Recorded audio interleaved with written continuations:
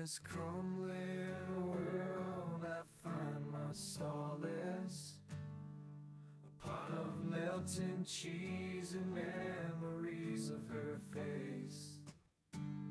I've been fighting demons in streets and in my mind, but now I'm lost in a reverie, with churn laid by my side.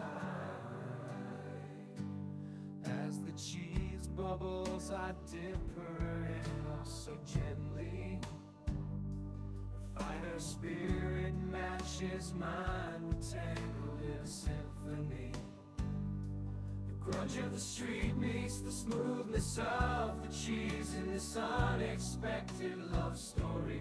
Anything is possible, we see. Don't chun lead upon melting Velveeta cheese. She's my street fighter queen, my heart is on its knees. The slow pace of our love intertwined with conscious melody. She's in Chun-Li, a fusion that sets me free. Yeah.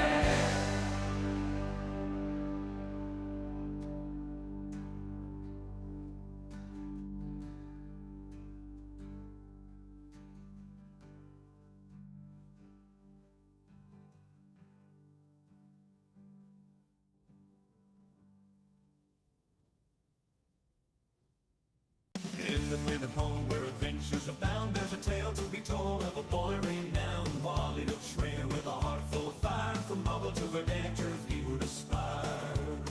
In Verdanturf town where the battles are fierce, Wally found solace, the path became clear. He met Rabbi David, wise and kind. With each passing day his faith would unlock. Oh yeah. Wally's journey, a spiritual quest still involved. Pokemon to lighten the spark. In the Verdanturf town, his soul finds its rest. Wally's conversion, a testament to his zest.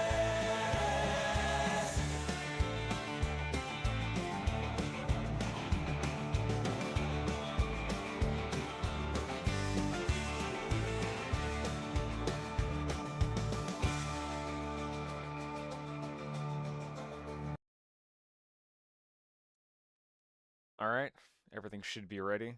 Let me go and swap over to my game screen.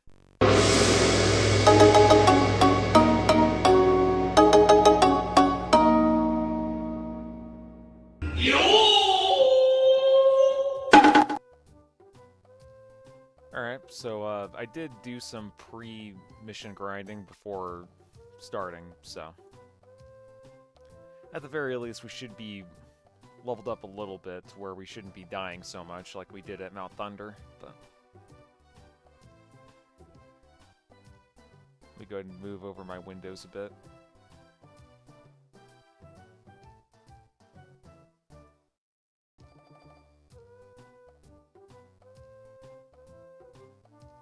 Hopefully, I was gonna say, hopefully the game audio isn't too low.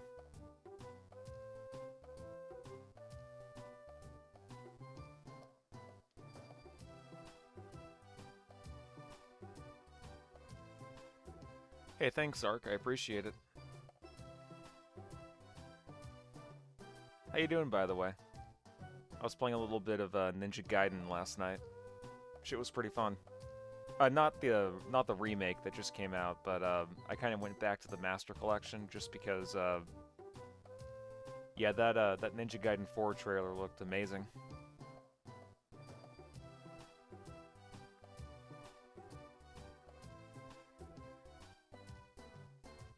Hang on, let me go ahead and click on my window just to make sure everything's looking alright. Yep, sweet.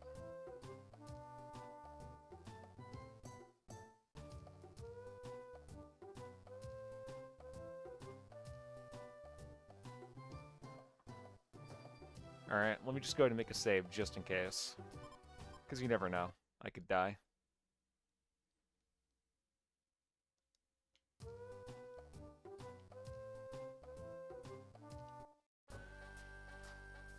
much money do I have? Okay, just like 2,000.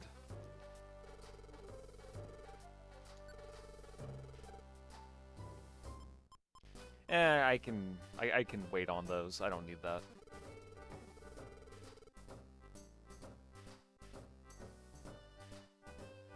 Let me just make sure I have some items before I go ahead and...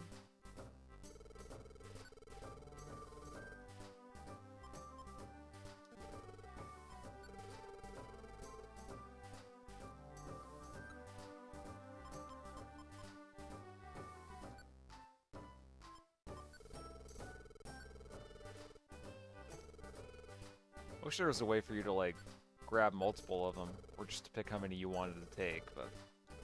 I think they might have fixed that for the remake, I could be wrong.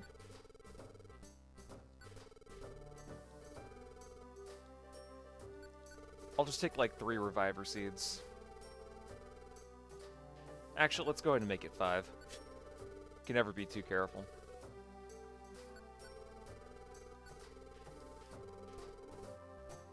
And we'll also just take a bunch of Oran Berries.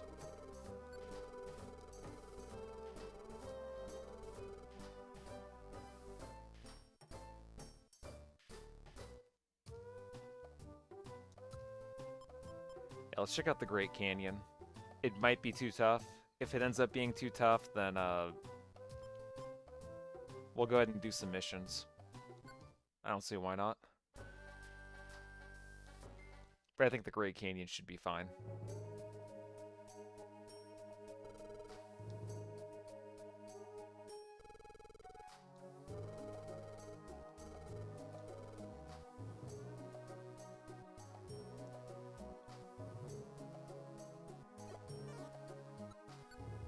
So glad I got that dig TM last session. That'll help us a lot.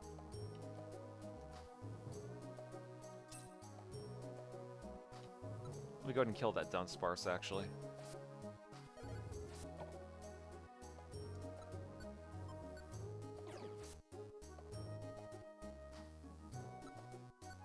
Also, Berk Break isn't too shabby either. I think that'll help us whenever we fight Groudon.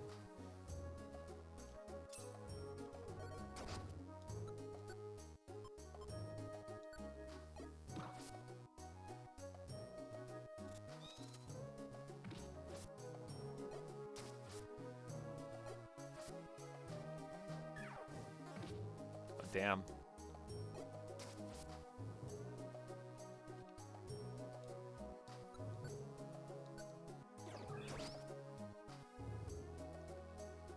Hell yeah, we got a Phanpy.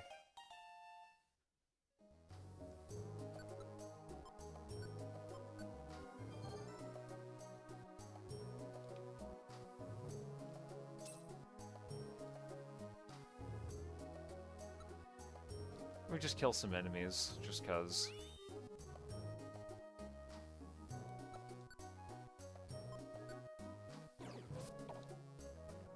If I die, I think what I'll do is just make sure I go to the Gulpin shop and link up some moves.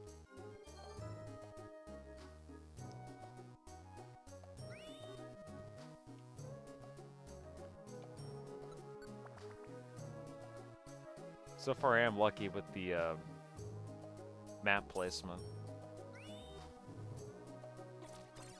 I don't know why it keeps using Odor Sleuth.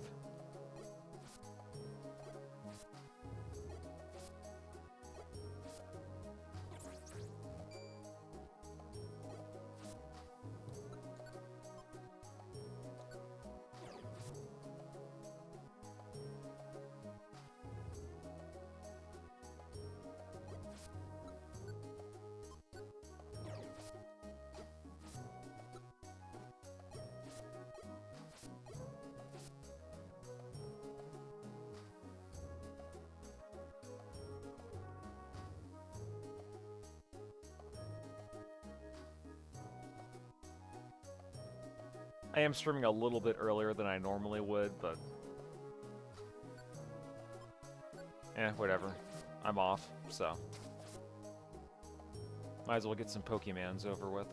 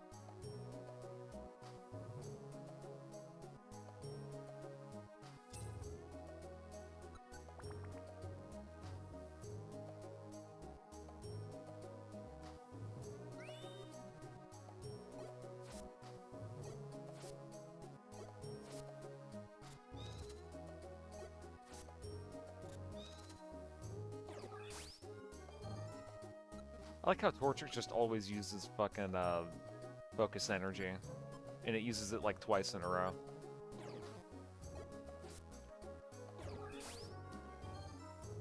I really do think that the AI for this game and how it handles the teammates is just a little bit random, but yeah, whatever.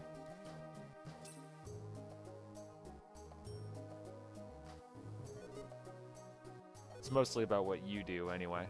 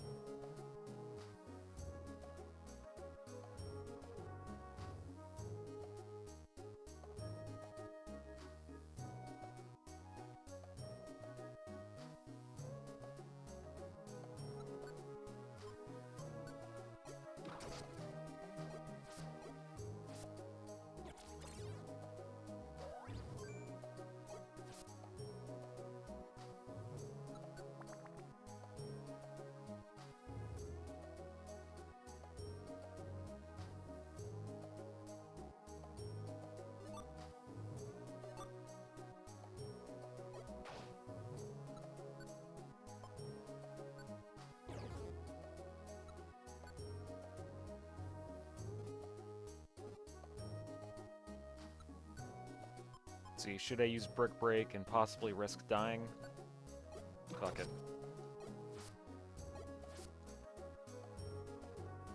Yeah, I think it's like 3 turns that Bide lasts.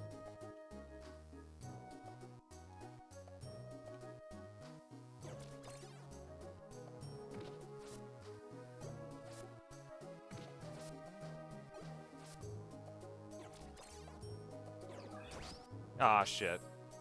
Well, it got revived, so that's something, I guess.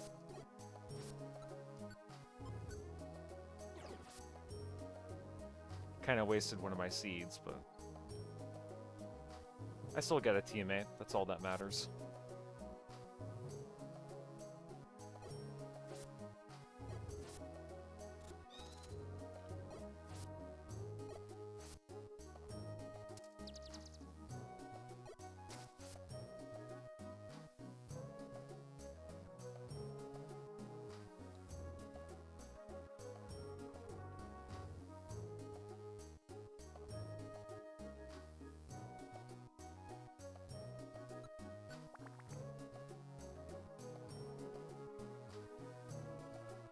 And I am actually getting pretty lucky with these tile placements.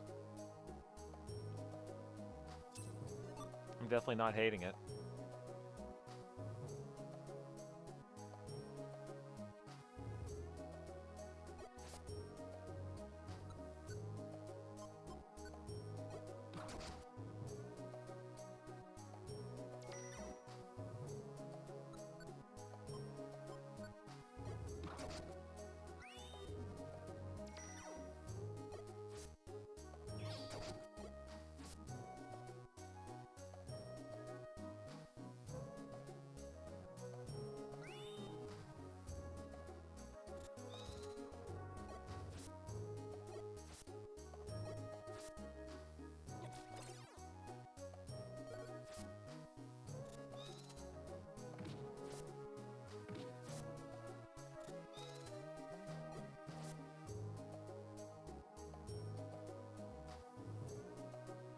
Got kind of close there.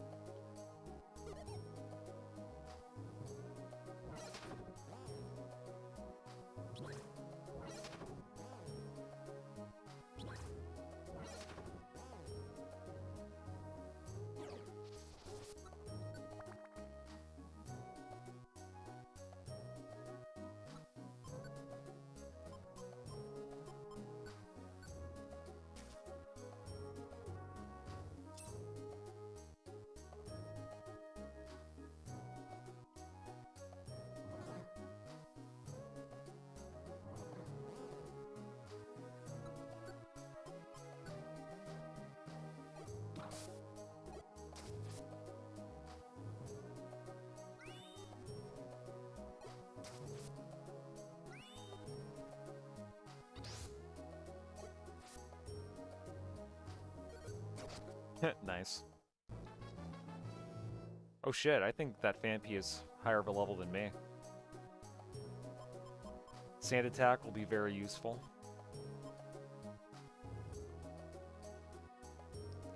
Yeah, let's go ahead and get rid of focus energy. I feel like he abuses that too much.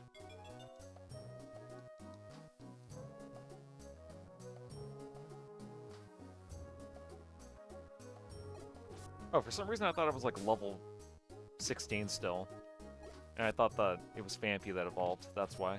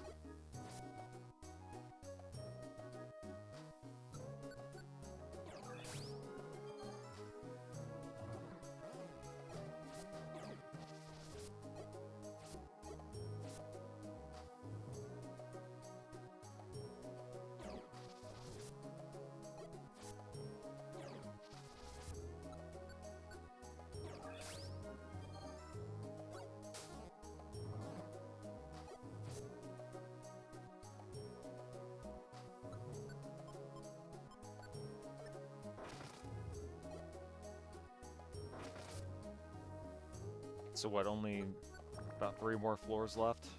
Possibly a boss?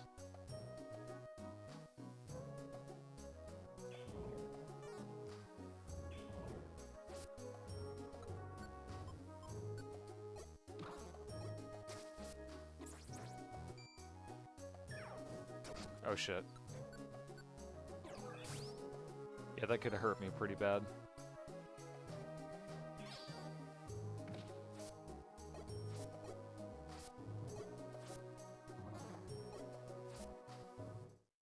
Oh, nice.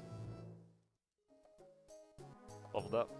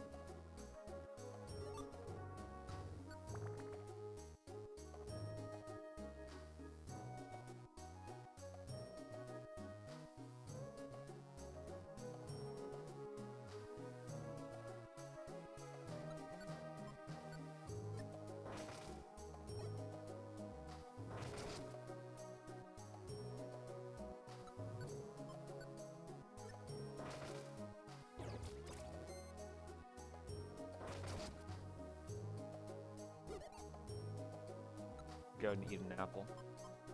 Or actually, you know what? Fuck it, I'll just eat a white gummy.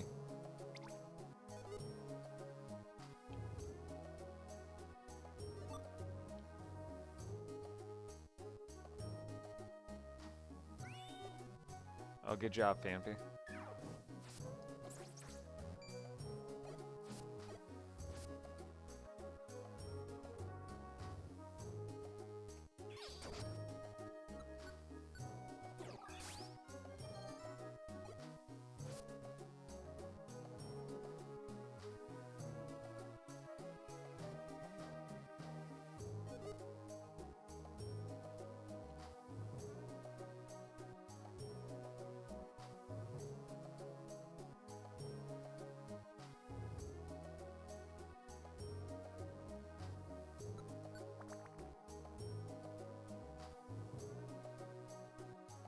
What is that? Oh, it's a link box. Interesting. I actually forgot that that existed. Yeah, let me just toss that, and I'll see what that can do. I forgot what that link box does. Yeah, let's go ahead and link up. Seems like I can't do dig, which, that makes sense. That's a two-parter move. You know what? Let's go ahead and do absorb.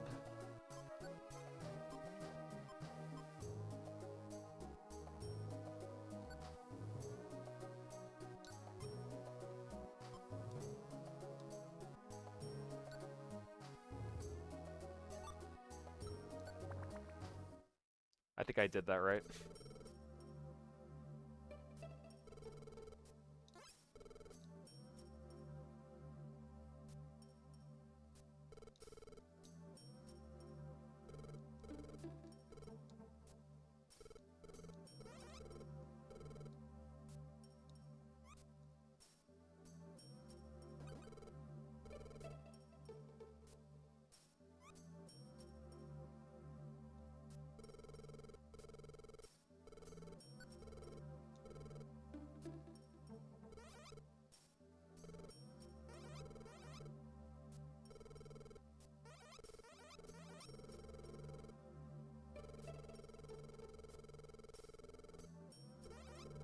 Damn, he's really committed to his,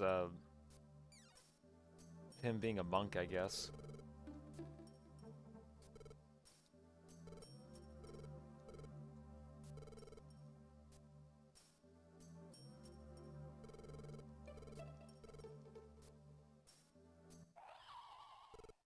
Oh yeah, we might have to fight him, don't we? Oh no, maybe not. By the way, I actually like Xatu. He's a cool design.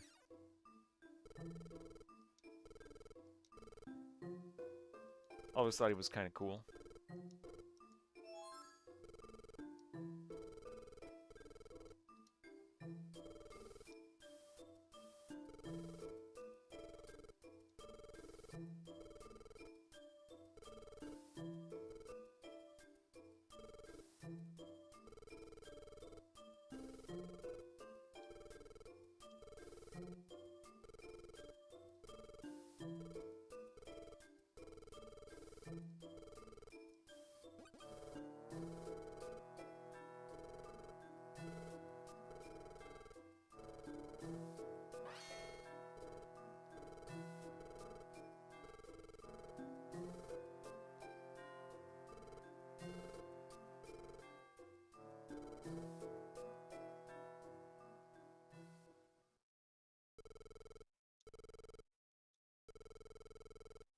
Uh-oh. Oh yeah, I forgot he tries to spread rumors that you're the one actually causing natural disasters. So that was easy. Definitely a lot easier than that last mission.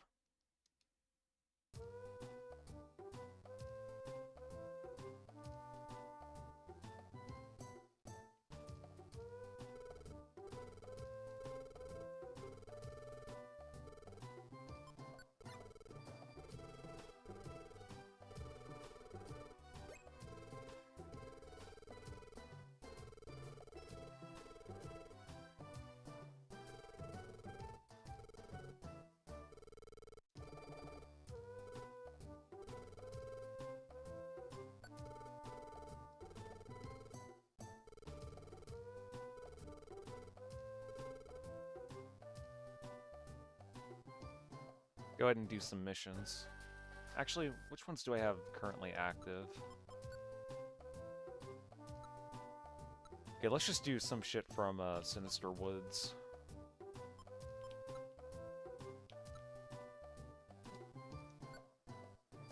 It's on the 9th, 10th, and 11th floor.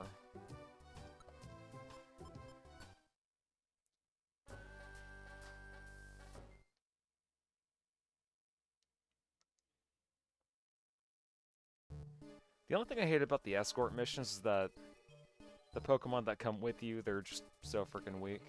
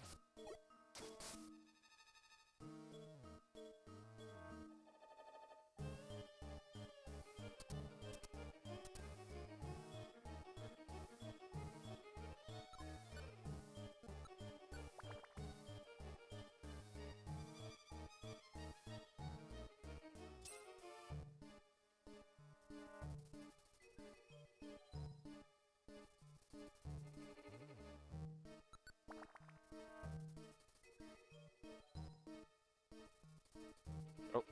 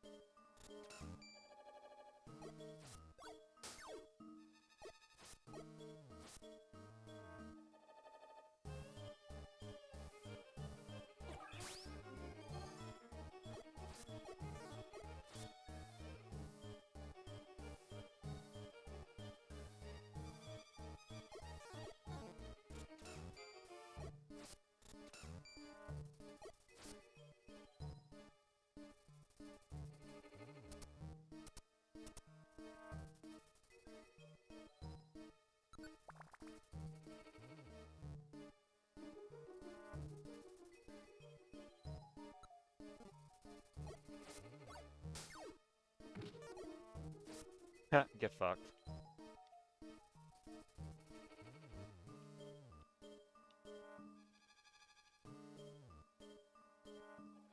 Yeah, never sleep on Sand Attack. Sand Attack is a great move.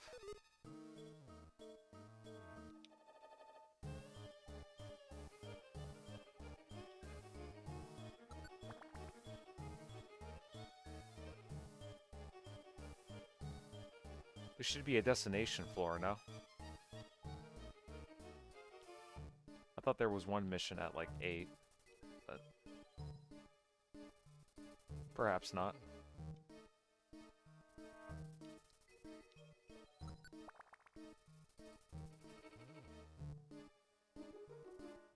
Okay, there we go.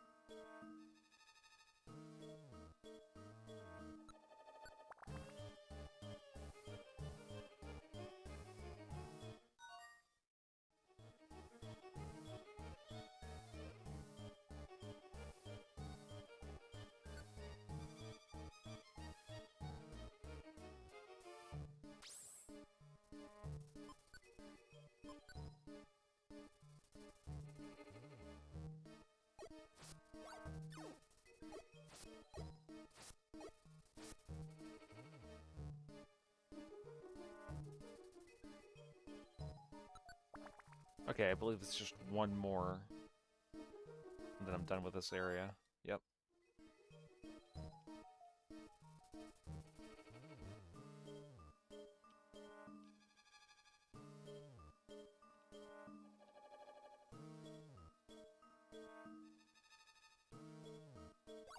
Ah, shit. No.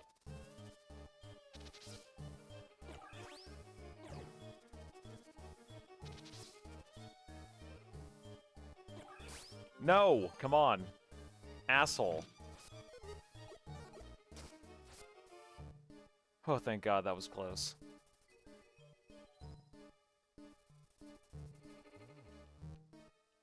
I actually almost died there.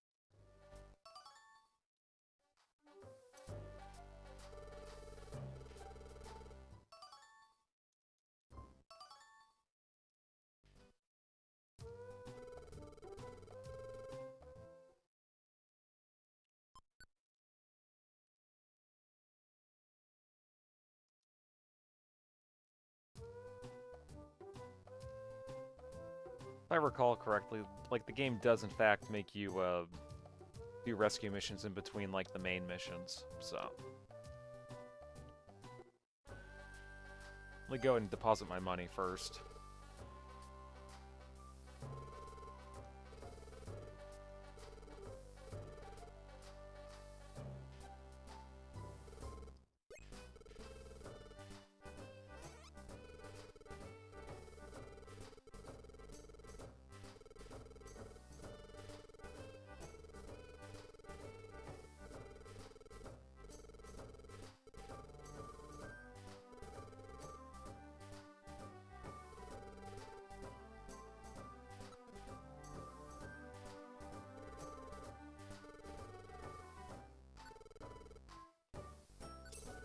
Oh shit, I'm balling.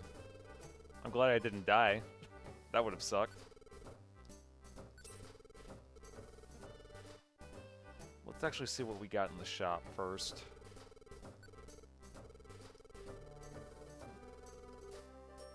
Actually, let me go ahead and deposit my shit.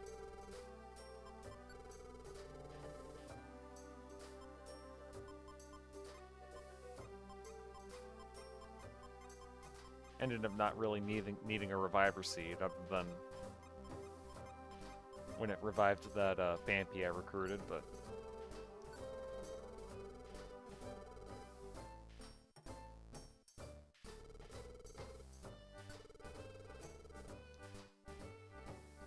Beef, whatever.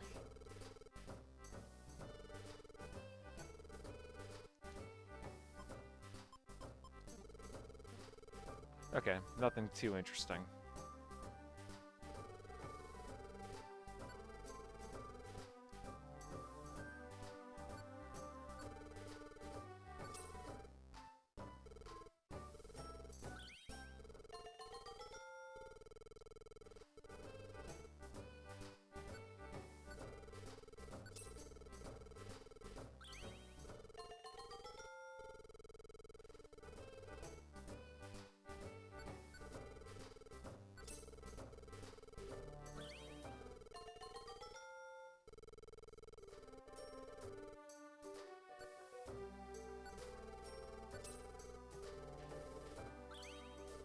If I recall correctly, you can actually also befriend, what is it, like the legendaries too, but I don't know how.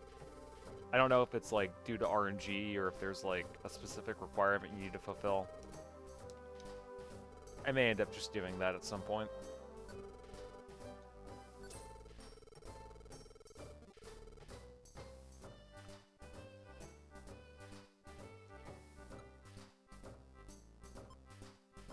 Oh, for some reason it's saying my stream isn't active. Let me check to see what's going on with that.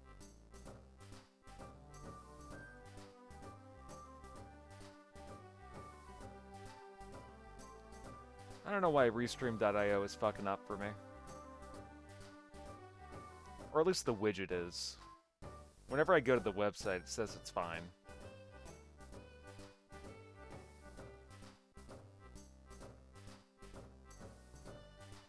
Yeah, whatever. I'll just have that pulled up, just in case.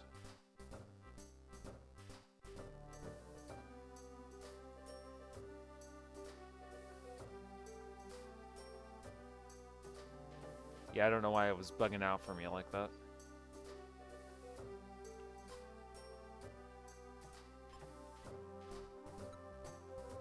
Okay, well there are a shit ton of them for Mount Steel that I'll take.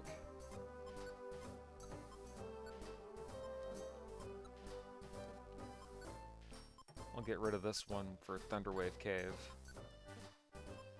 That Weedle can go fuck itself.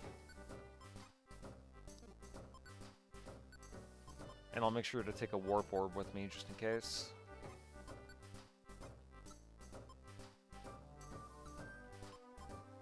Alright, cool.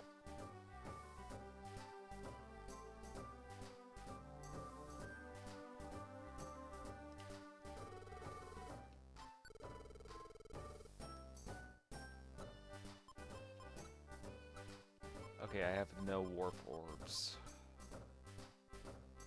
Shit. Are there any in the shop?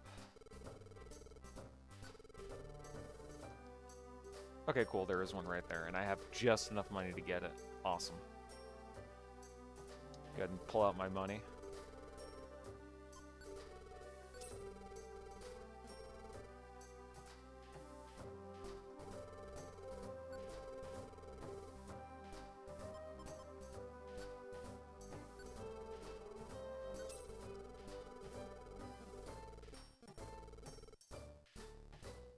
Let me go ahead and drag down my OBS window.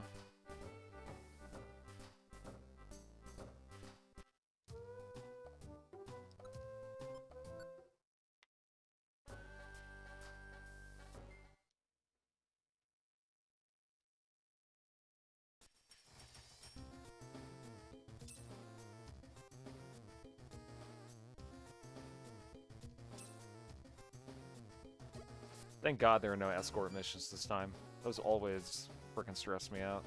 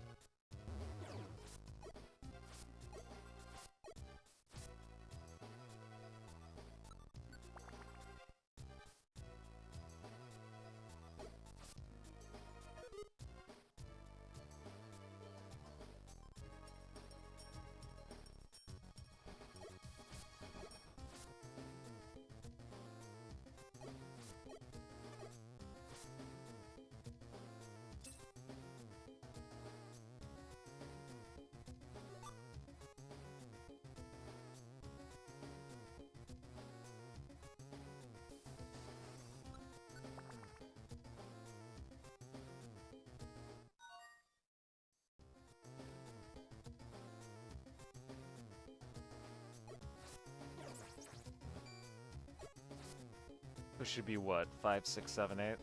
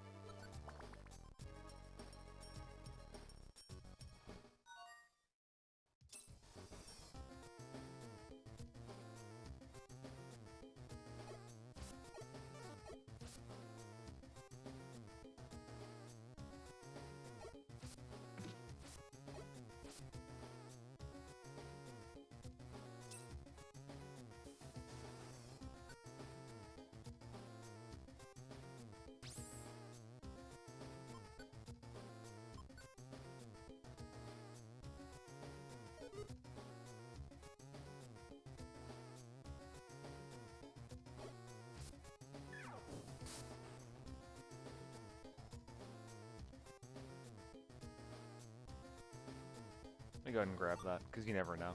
It's always good to have an Oran Berry or two.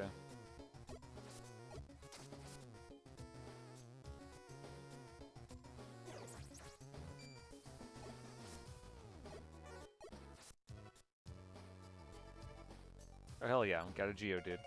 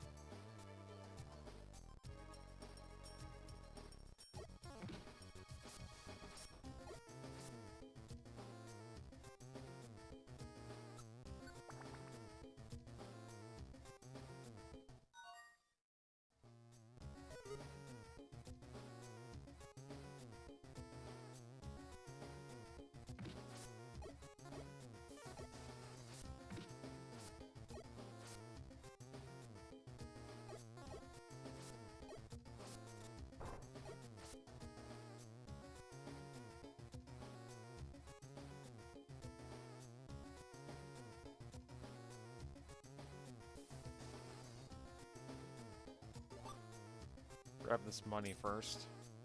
Ah, shit.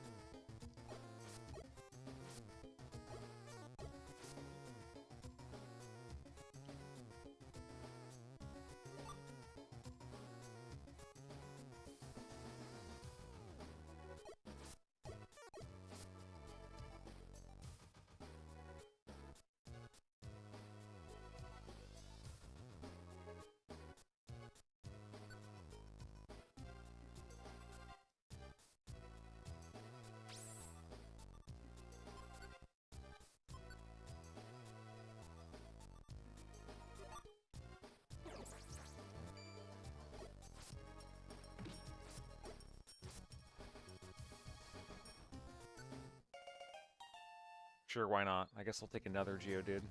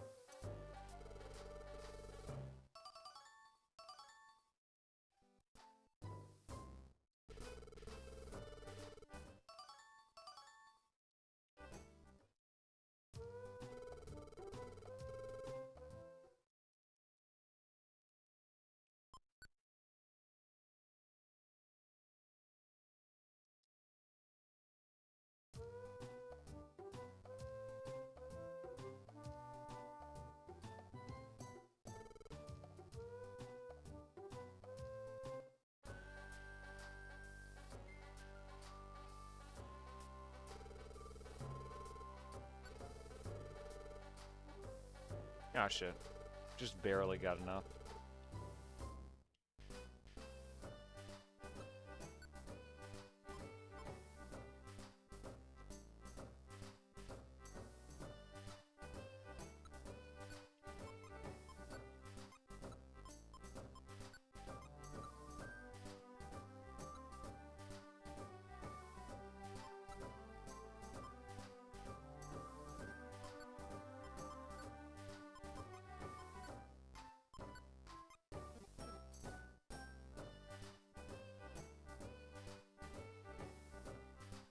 We may do one more mission after this, and then I'll go ahead and move on with the story.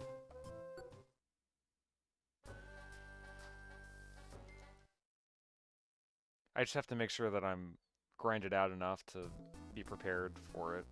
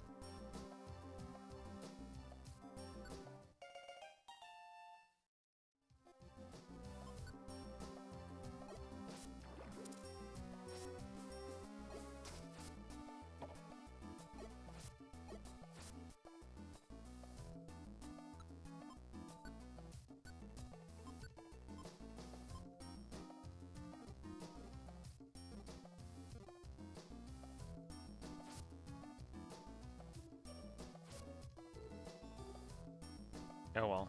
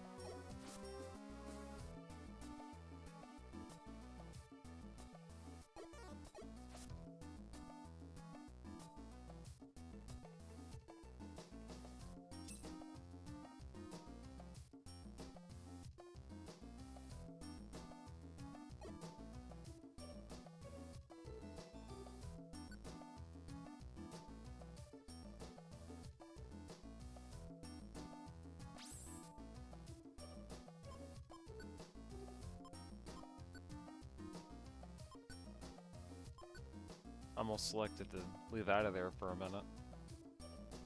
Still got one more mission to do before I fully move on, but...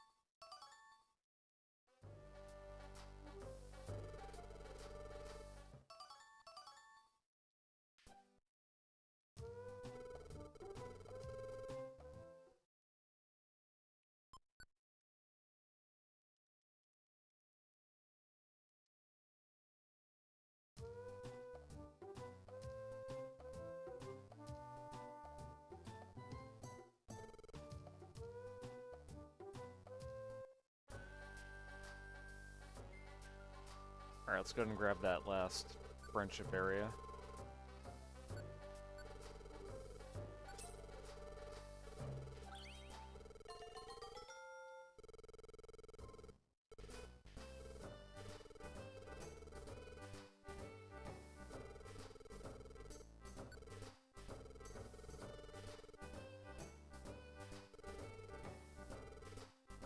Let's go ahead and just store the rest of my money, because I will not be needing it.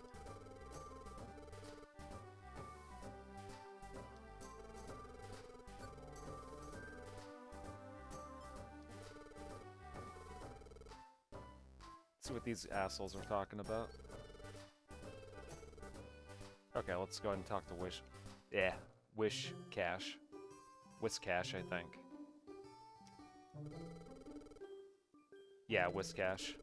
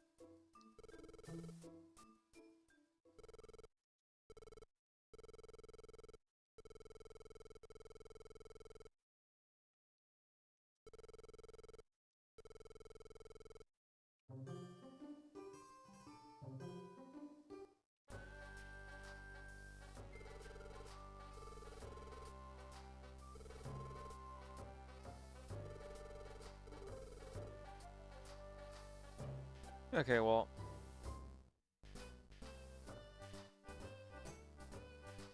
let's see if there's any other cutscene I need to trigger. I doubt it.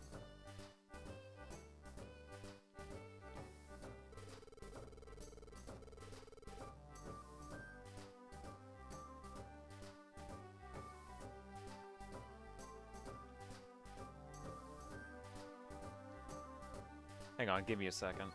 There's one thing I think I forgot to do. Oh no, okay, I remembered. I was looking at my stream information, I thought I forgot to update the game title.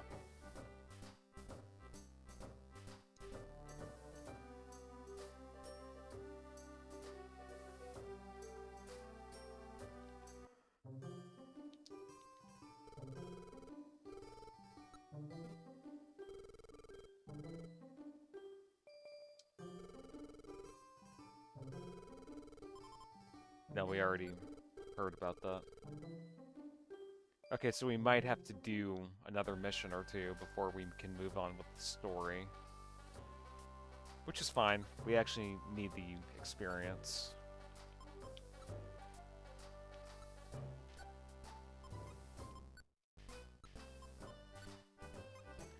Oh god, it's another escort mission.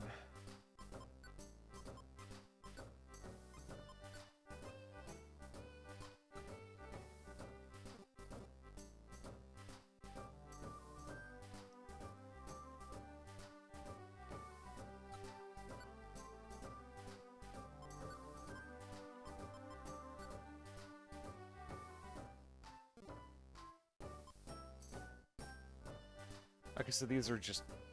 okay, no items required. Got it.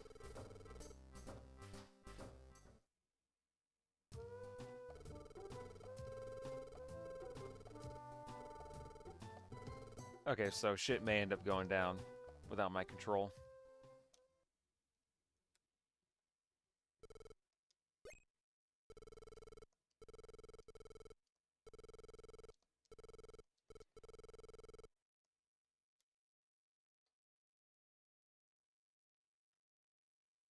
Is this the part where everyone finds out that I'm secretly a Fed, and then they kick me out?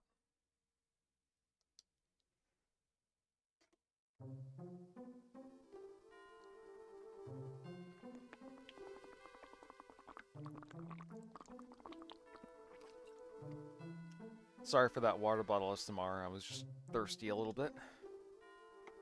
Oh, speaking of thirst.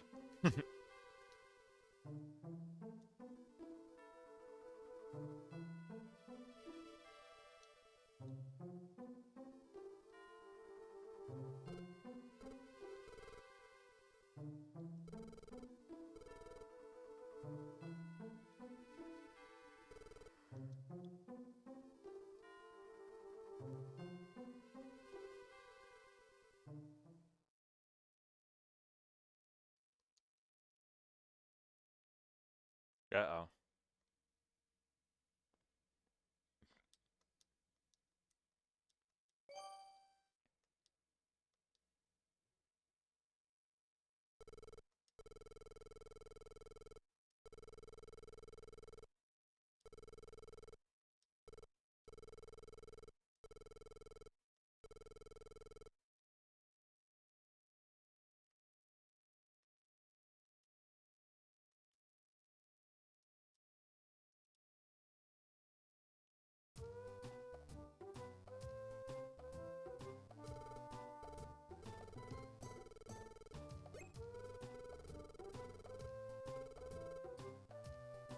Oh shit, here we go.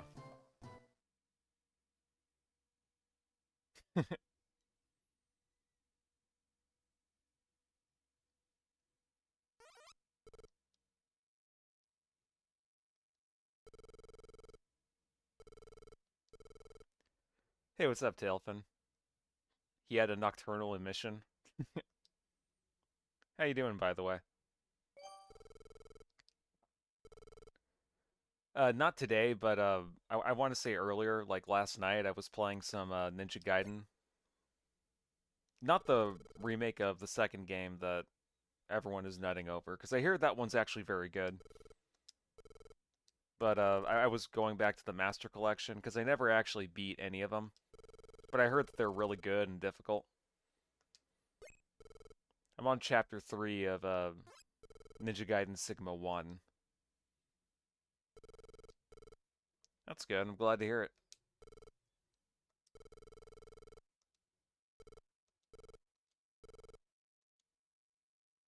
Yeah, I ended up deciding to stream early just because I had nothing going on.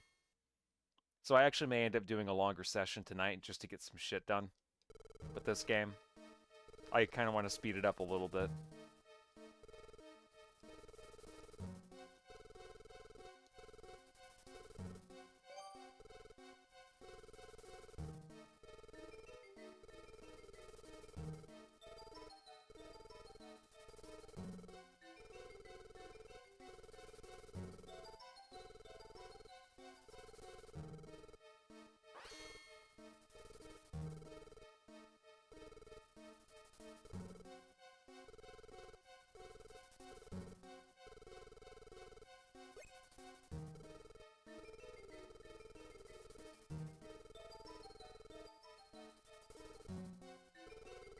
I like how everyone is just believing what Gengar says. They're just taking his word as wholesale.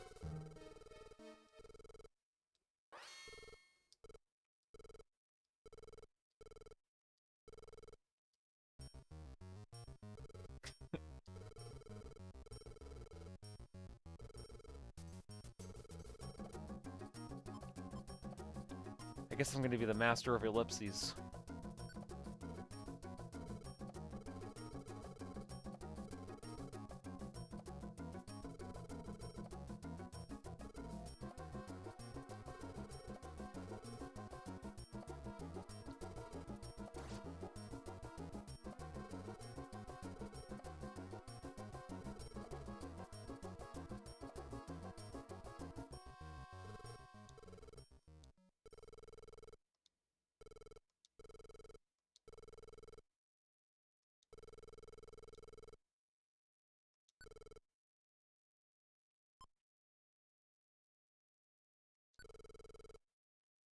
Hey, what's up, New Dawn Horizon?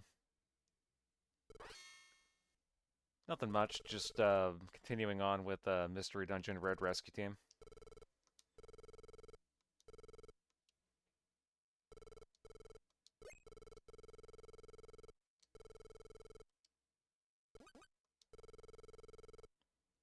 Figured I'd do an early session just to get some more of this game over with. Not that it's bad or anything. It's a good game, but it is a little long-winded.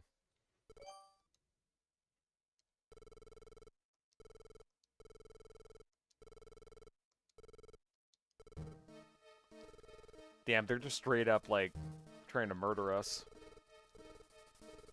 Or I guess just me. Torchic could be fine if he ended up going with the mob mentality, but...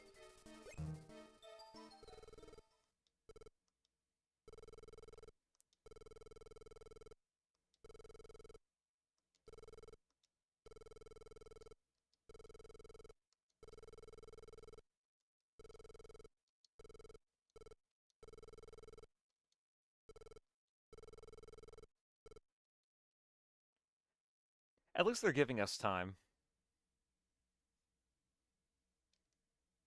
That's very nice of them. If they're like so sure that I'm the one causing all the natural disasters, it's nice of them that they're giving us a day to just escape.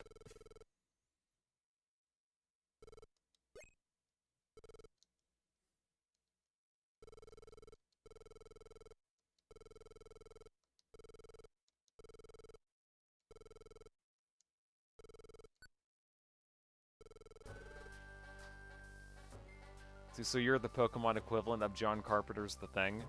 You know what's crazy? I've heard everyone talk about that movie, or that show, or whatever it is, but I've never seen it. There are just so many good movies I haven't seen. But at the same time, there's a lot of good movies that I have seen.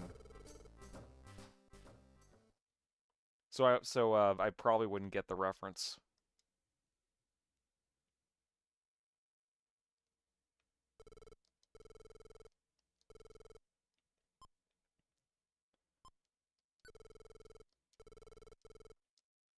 Yeah, let me go ahead and get some stuff.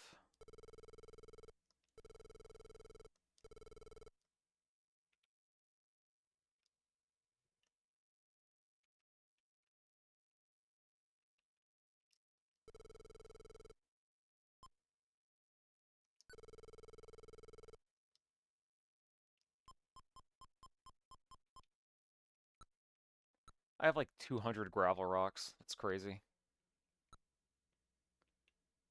I'll take all those reviver seeds. I will take the max elixirs.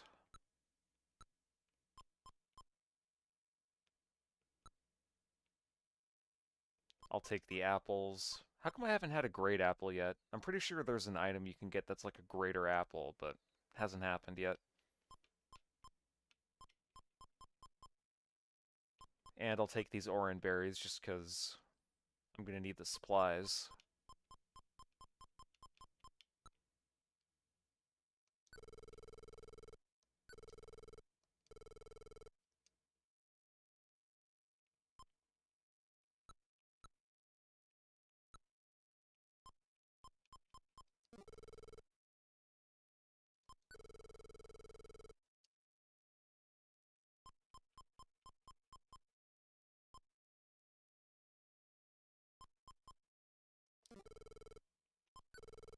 Okay, let me... I really wish that the UI would be good enough to where you could just, like, take multiple of them.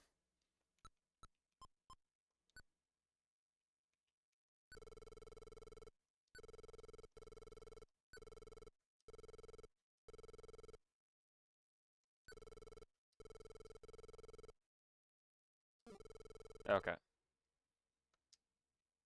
See, implying that you're a shapeshifter, you should see the movie. It's still considered the measuring stick for practical monster effects after 40 years.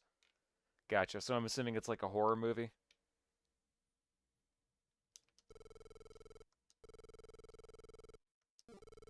I'll just leave my money in the bank, let it collect interest.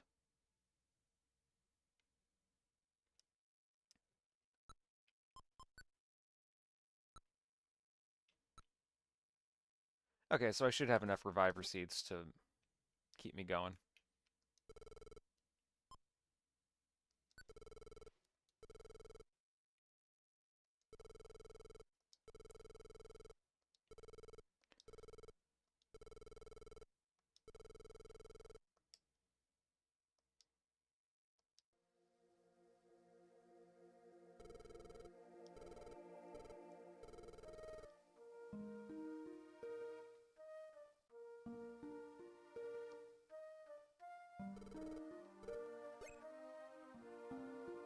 Aw, it's the people that still have faith in me. It's the conspiracy theorists.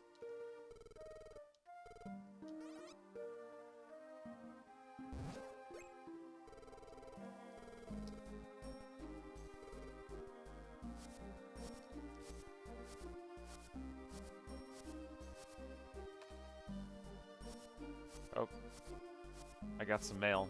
You know what's crazy? I haven't checked the mail this entire game.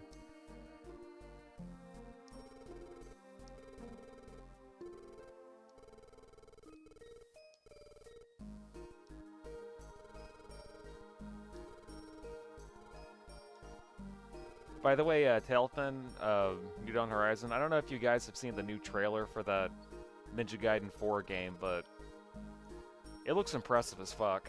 I'm actually just tempted to get through the entire Master Collection on Steam just so I can be prepared for when that game comes out later this year. Because that game looks fucking good. It's giving me some Metal Gear, what was it? Metal Gear Rising Revengeance vibes. I swear one day I'll be good at talking.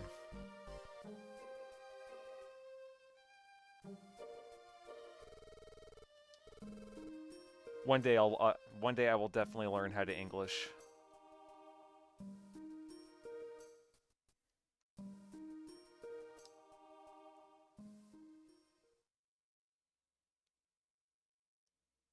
Oh yeah, I forgot about this part.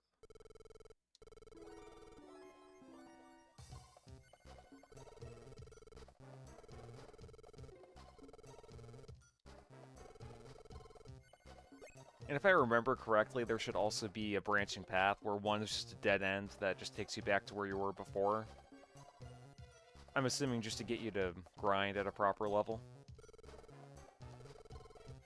And then the next dungeon you do is the one that actually progresses the story. Ninja Gaiden games are tough. Yeah, I agree. I'm on chapter 3 of the Ninja Gaiden 1 game, and it was kicking my ass.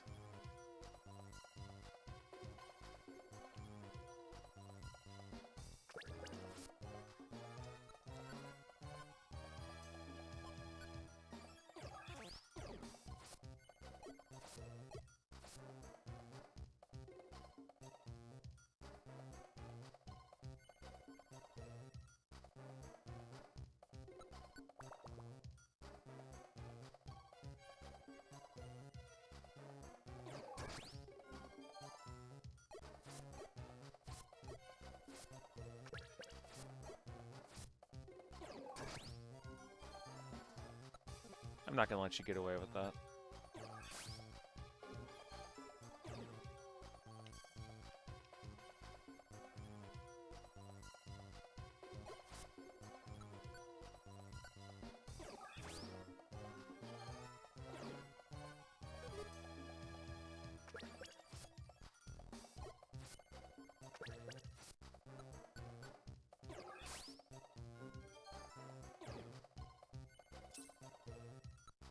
Wait, what's down there?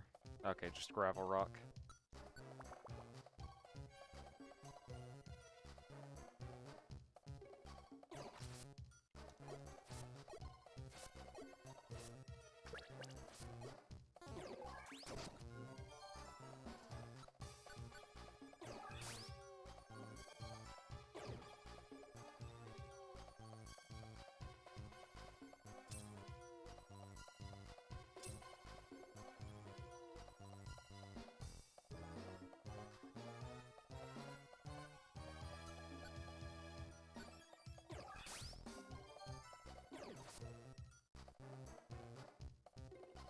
Yeah, shit.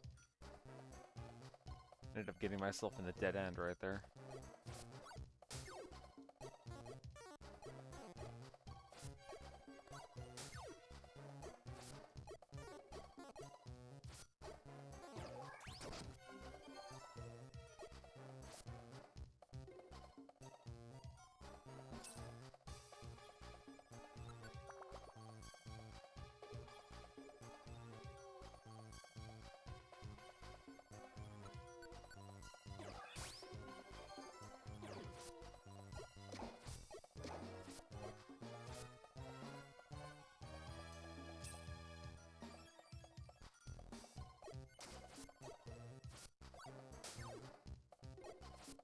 So glad Torchic learned Sand Attack. That'll be extremely useful.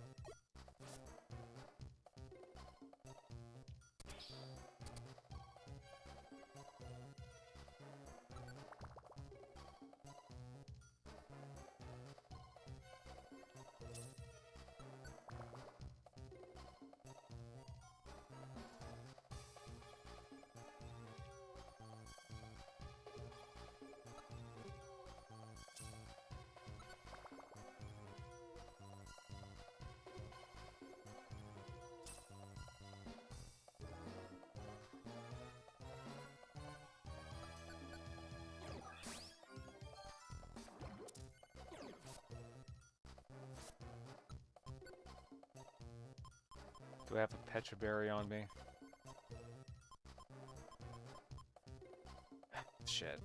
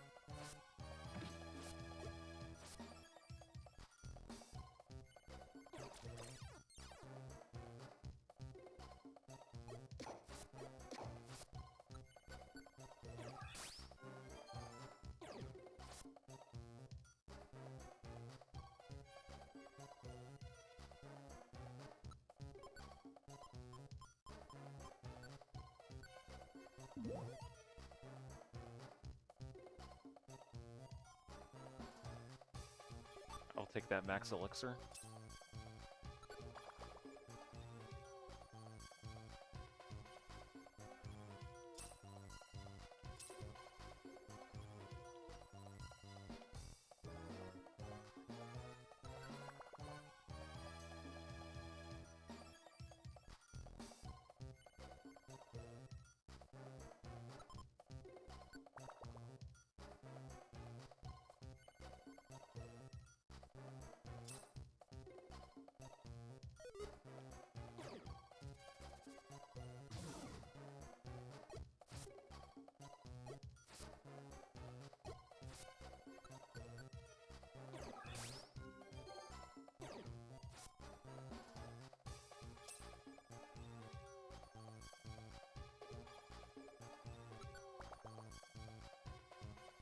How many floors does this thing have?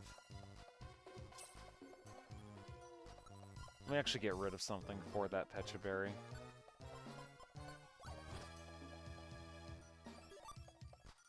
Just in case, because you never know.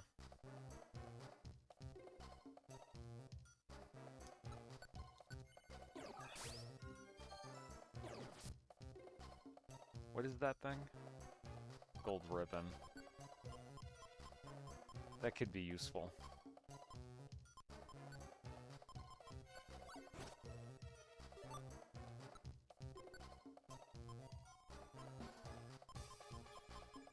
Check that out. An item that has no effect even when it is held by a Pokemon. Oh, okay, so it's just something that you sell for money. Got it.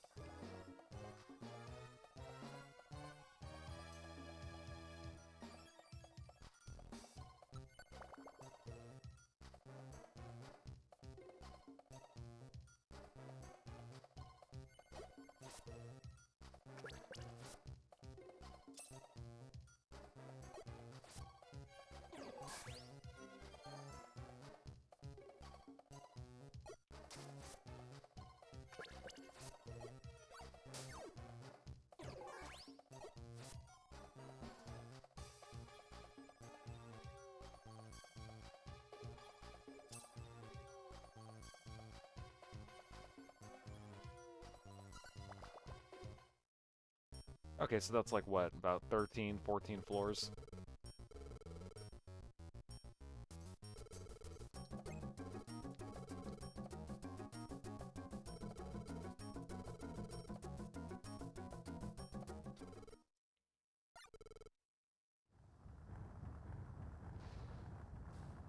Oh, that might be an Entei fight coming up.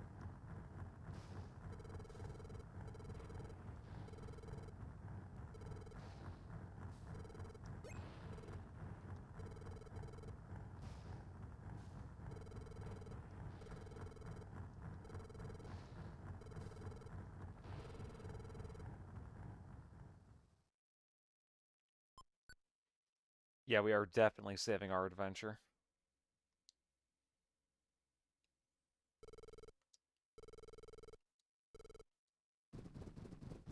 Yeah, this is Entei. I could tell just by the onomatopoeias they threw in there.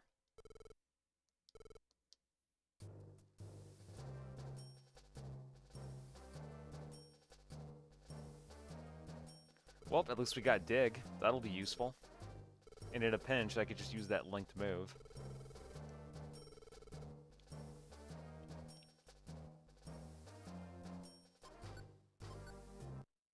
Yeah, first thing we're going to do is we're going to save. Then we're going to drop off all of the shit that we may not need. Hey, what's up, Arclight? Welcome back. I think I'm about to fight Entei.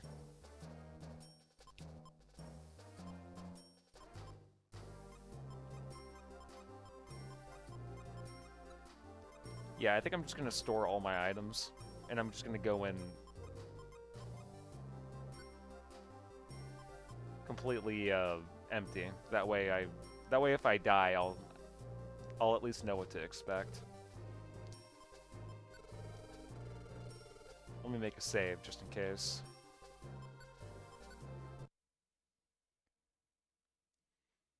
But yeah, no, we seem to be blazing along this game so far.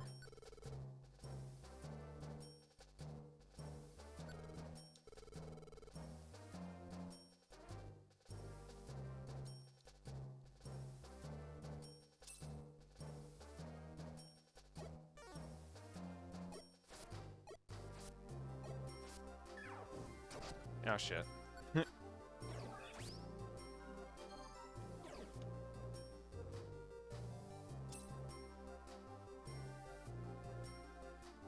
Me personally, I'm doing pretty good. No complaints. Yeah, I feel like between Torchic Sand Attack and my Absorb and Dig, I should be fine.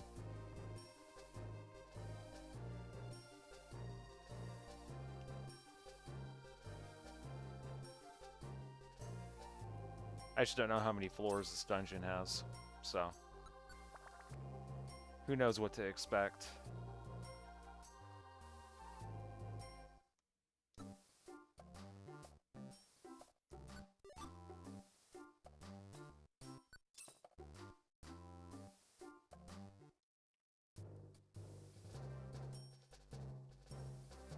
You know what?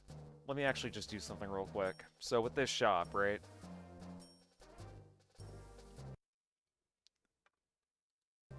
So with this shop specifically, if you just grab an item, like let's say you take an apple.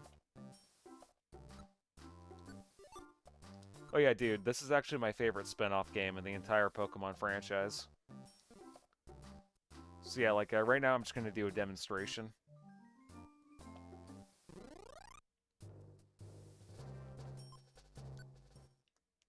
Watch, he'll try to fight you to get your shit back. And yeah, you definitely don't want to do that.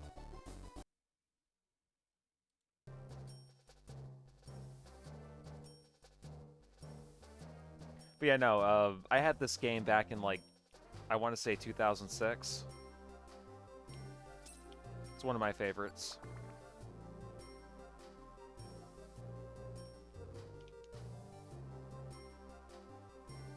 I know some people like to say that the Gen 3 Pokemon games are eh, but I don't know, to me Gen 3 was just peak. Platinum kind of went downhill for me, or at least just like Gen 4 in general. I wasn't a fan of a lot of the new Pokemon they introduced outside of, you know, shit like Lucario or Garchomp. And then,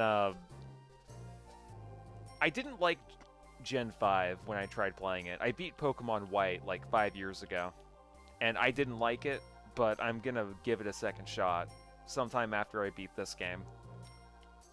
Because I already beat and reviewed the first 4 generations of Pokemon. Gen 5 will be on the...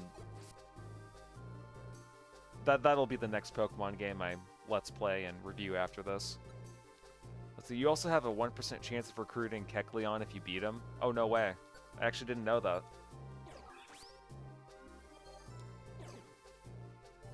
That's a neat little tidbit. Yeah, see, like, I am a fan of this game, but I'm sure that a lot of the speedrunners and people who are, like, real nerds about this game, they definitely know their shit.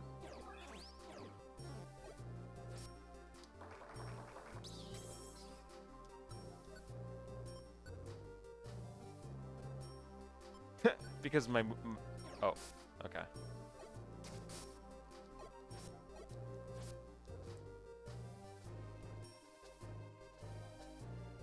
Just curious, do you know if it's possible to recruit any of the legendaries after you beat them?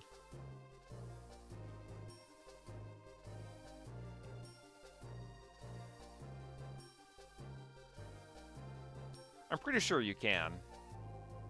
Gen 5 is my second favorite gen. Yeah, see, like... I hated Gen 5 when I first played it, but I'm gonna give it a second chance. That's what I did with Platinum, and I felt like I was being fair to it, so... Like, there were a lot of games I beat last year that I thought were gonna be shit, but they ended up being pretty good. Like, I pretty much went into Final Fantasy VIII thinking it was gonna be shit and tedious and blah blah blah, the story was gonna be ass, but... No, the game actually surprised me. Okay, not until post-game. So I'm assuming that you can just go back to dungeons and recruit them that way. That's still cool, though.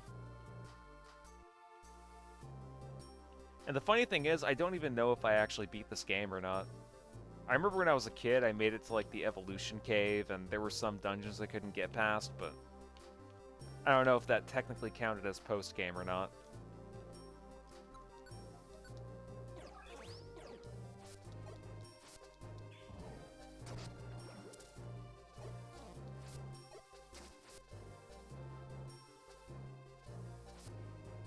Okay, I see the staircase right there. Excellent.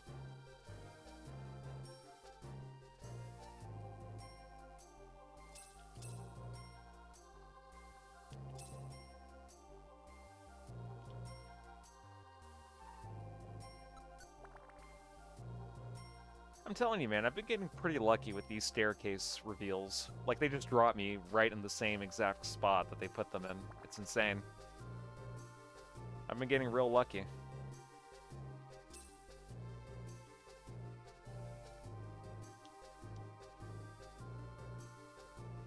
See? Boom, right there. Oh, shit.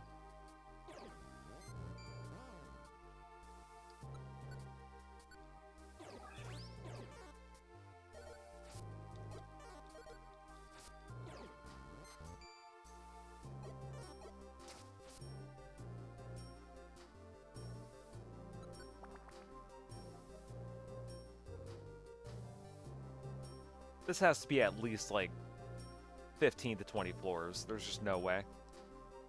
Let's see, post-game is after you decide to stay in the Pokemon world instead of returning to the human world.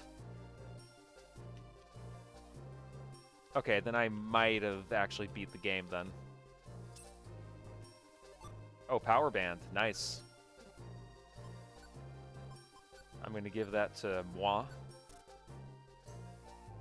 I'm assuming that, like, raises your attack.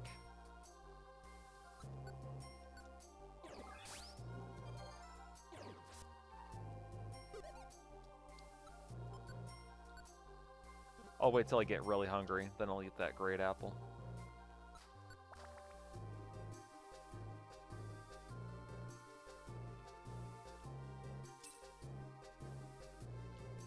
Now I'm really starting to regret not taking those reviver seeds.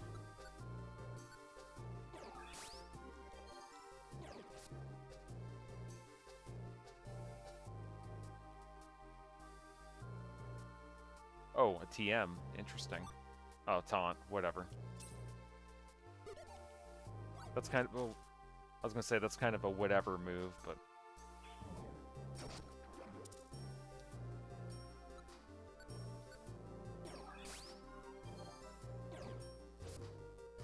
Now what is this? Okay, another power band. We'll give that to our bucket of chicken right there.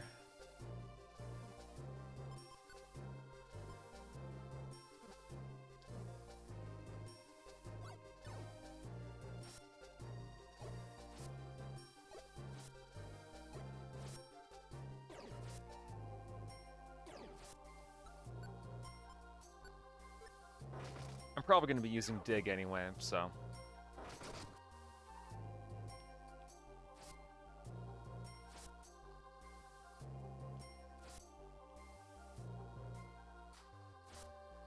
Oh wait, I have a Pecha Berry, don't I? No. I forgot I deposited that. Oh, you gotta be shitting me. It seems like everyone names their torch at KFC. Yeah, I remembered, I had friends who had this game too when I was a kid. And they would do the exact same thing. Ah, shit. Okay, I actually might end up dying. Unless there's an enemy that wants to show up.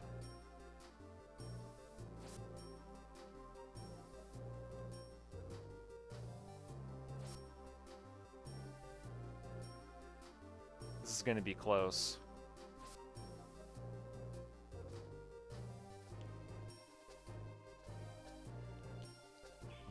Oh, okay, yeah. Fuck.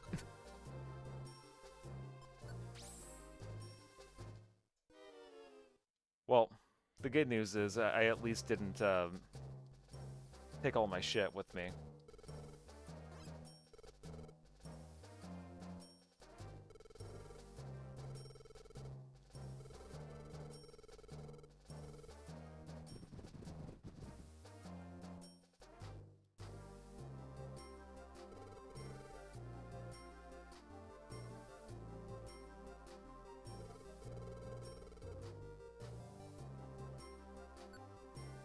Yeah, let me just go ahead and take all of my Reviver Seeds. Also take some Max Elixirs as well.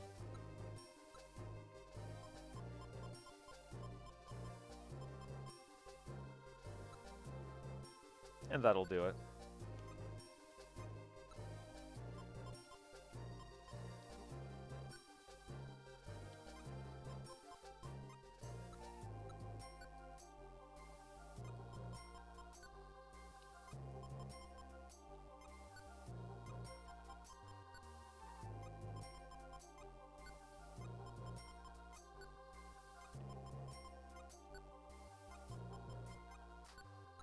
And do I have any Oron berries?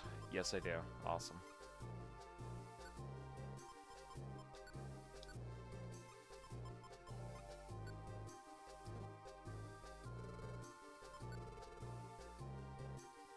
Yeah, we'll try that again. I just wasn't prepared.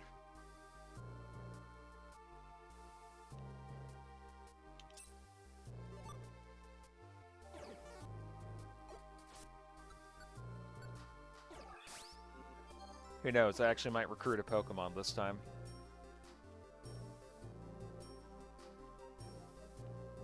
I'm still salty over the fact that when I was trying to fight Zapdos and died like 20 times, I ended up recruiting like 2 Glygars, and then they both died.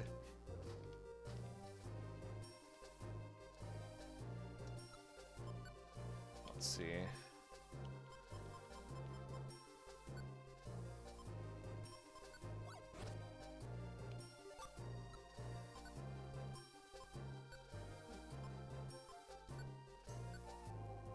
Wait, let me actually see what that special band does. Okay, special attack. That might actually help me. I'll give that to me.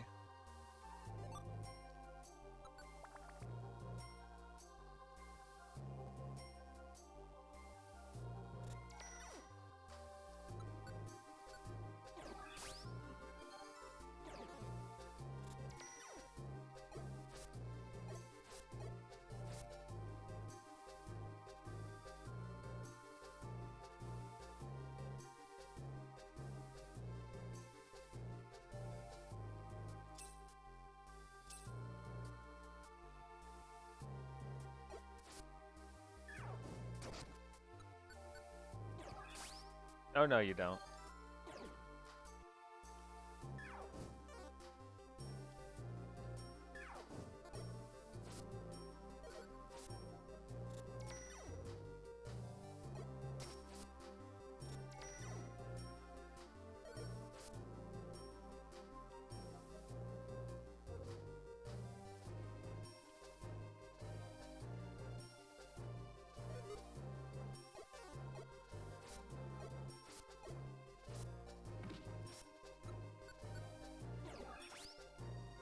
Nice.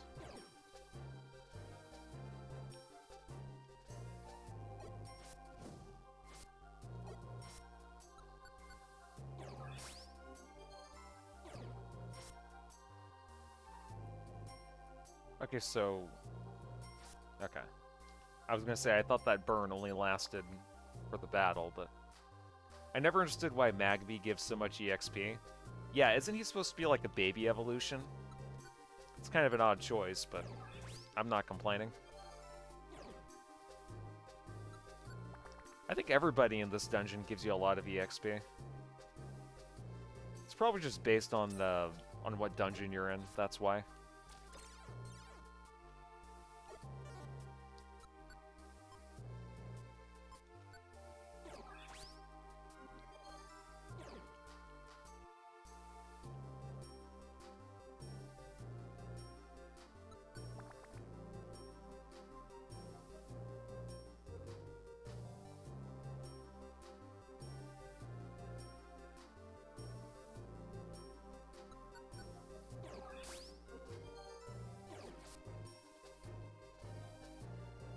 Oh, no?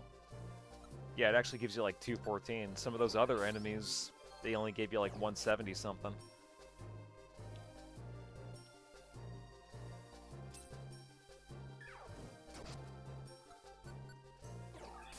Thank God I have these moves linked, or who knows, I might have... Okay, sweet. Found the exit.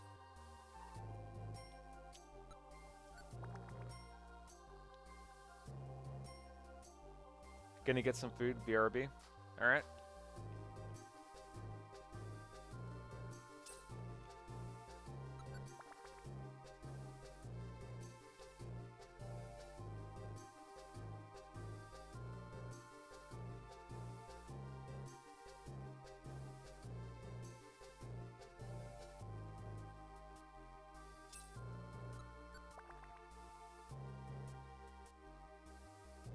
Oh, nice. It dropped me right next to this. Excellent. Those are always my favorite drops. Oh, and what do you know? Right there. Oh, and what do you know? There's another one, like, right there. I feel like this game, so far for this session, is, it's making up for all the times I died on Zapdos. It's like, yeah, you know, you definitely got punished enough, so, we'll make it to where you only have to walk, like, 3 rooms before you end up having to go to the stairs, at least.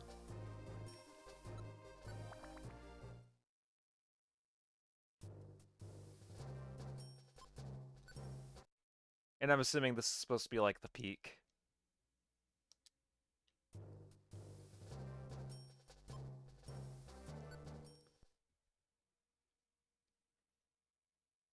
Oh, these are, like, the big boy Pokemons. Oh, I guess not. Looked kind of tough.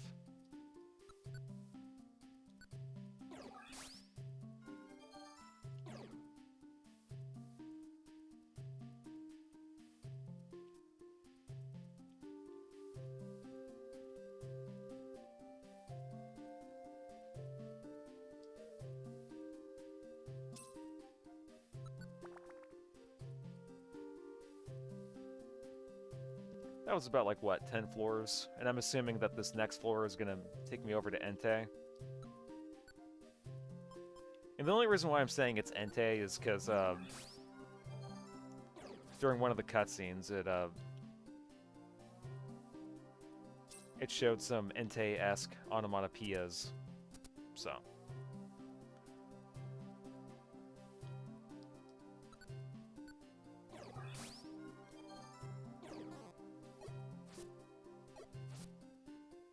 I'm shocked I haven't even leveled up yet.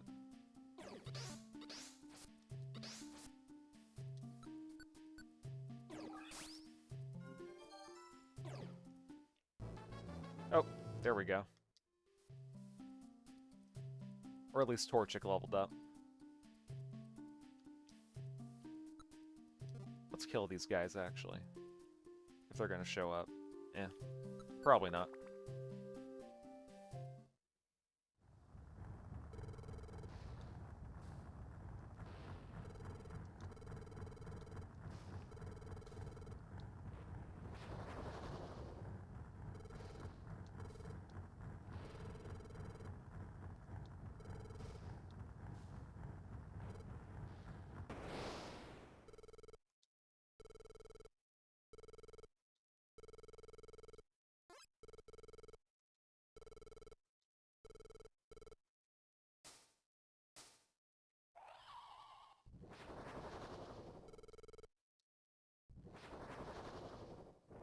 Oh no, it's Moltres.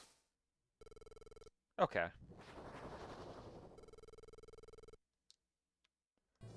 Let me check my items. Okay, so I have like 7 Reviver Seeds. I should be fine. Let me go ahead and ingest this Max Elixir just in case.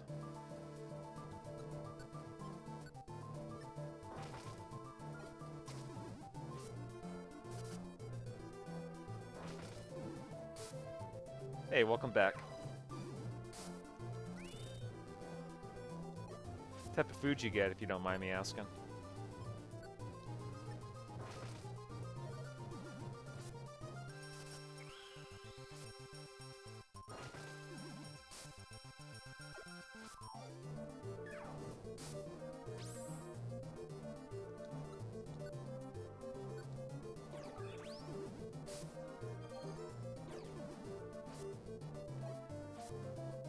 Yep, I regained my PP.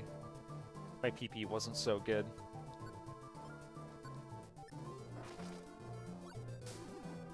Oh, also, I don't know if you saw this. Actually, I don't think you did, because it was during a grinding session, but I ate one of those gummies, and I learned it was like this move called PP Checker.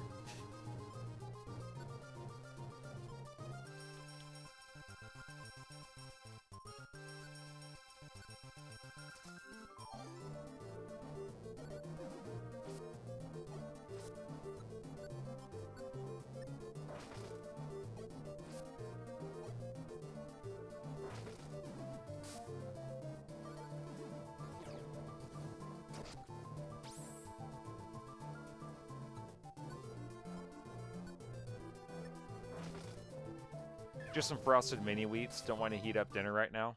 Oh, nice. Yeah, frosted mini wheats was like my favorite cereal.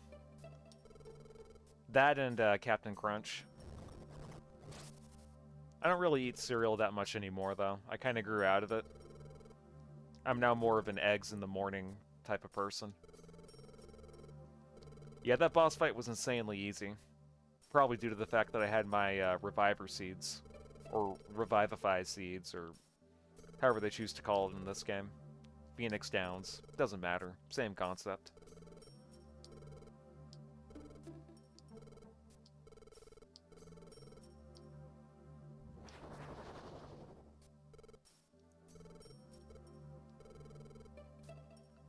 I think the next fight's going to be Articuno once I get through that dungeon. CBD gummies will make you check peepees.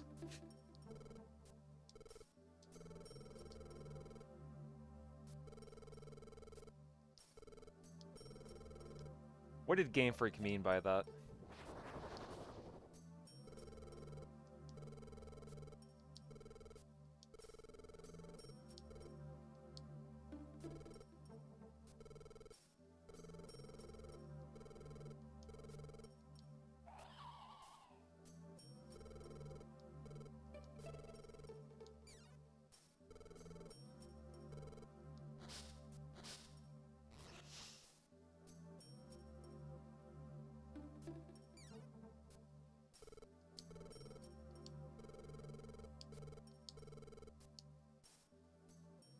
think the next one will be an ice dungeon, which will suck for me, but it'll be great for Torchic.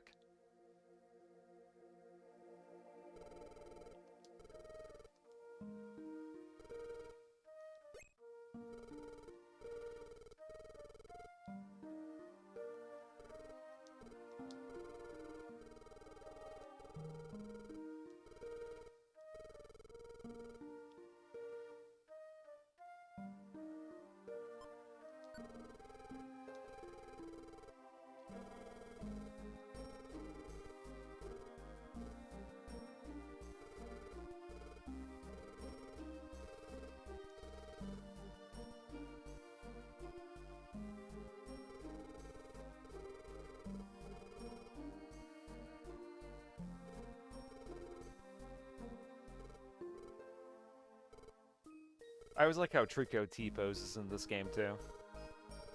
It's cool. I like it.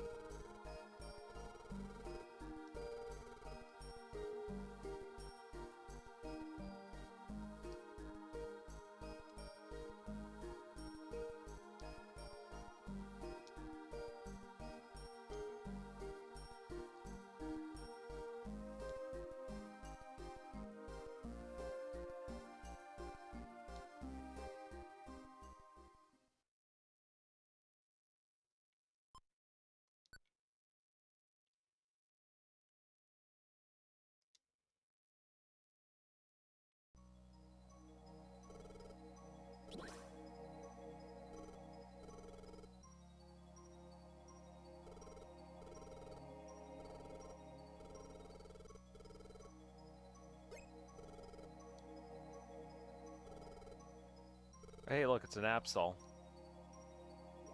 I always liked that Pokemon. It's a cool design.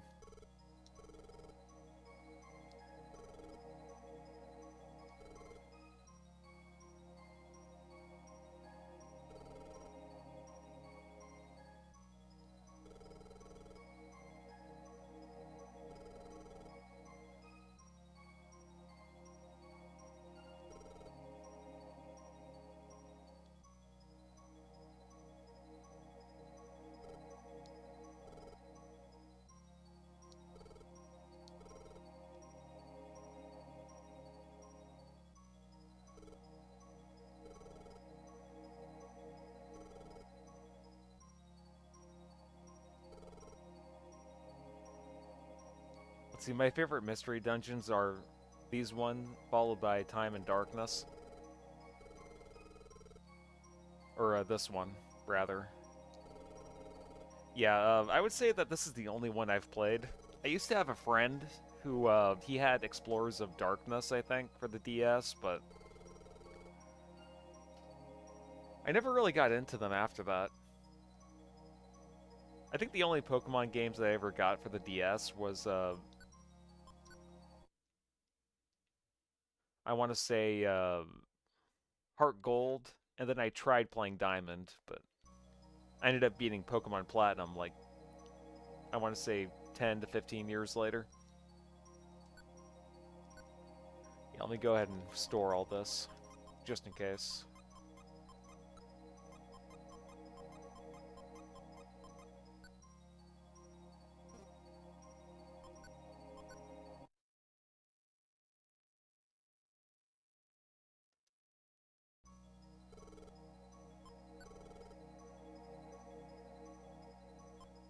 Let's go ahead and just fuck around in the snow path for a bit. I feel like that will, let us grind.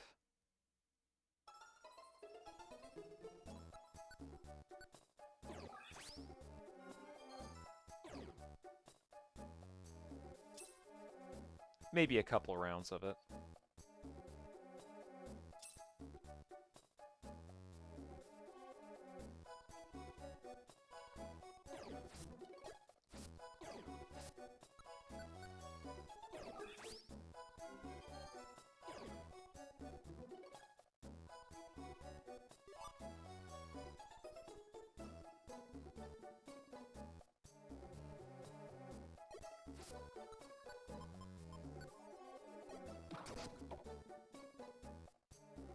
Yeah, whatever. Fuck it.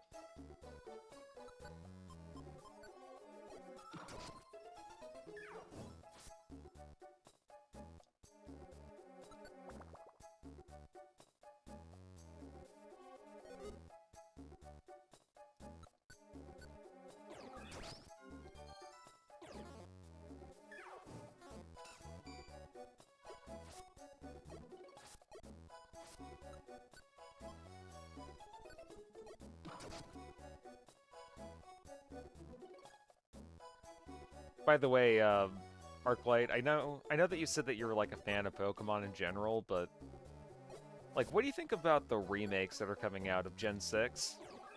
Because personally, I don't really care about them.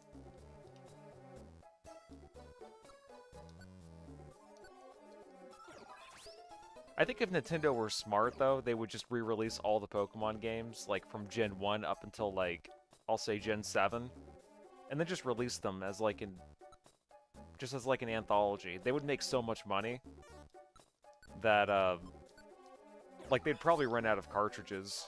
Like, there would probably be a Nintendo Switch cart shortage. So you love Furret? He's in my top 5 favorite Pokemons. Yeah, he has a cute design. Oh, dude, I got Screech. That's a good fucking move.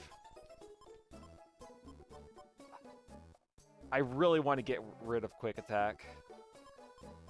But it's not going to let me because I have it linked. Fuck. And Brick Break will help me for the Articuno fight, so I don't want to get rid of it.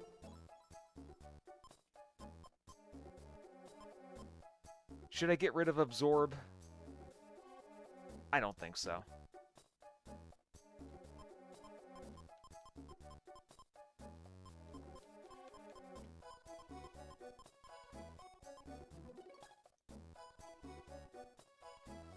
Actually, isn't Ground good against Ice? If that's the case, I actually might end up getting rid of Brick Break. Let me Google that real quick. Shit. What is Ground good against? See, ground type attacks are strong against poison, rock, steel, fire, and electric. Okay, so not ice. Shit.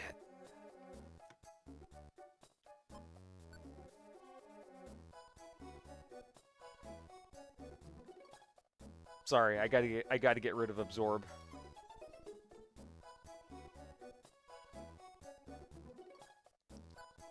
Okay, ice is not weak to ground, you're thinking rock?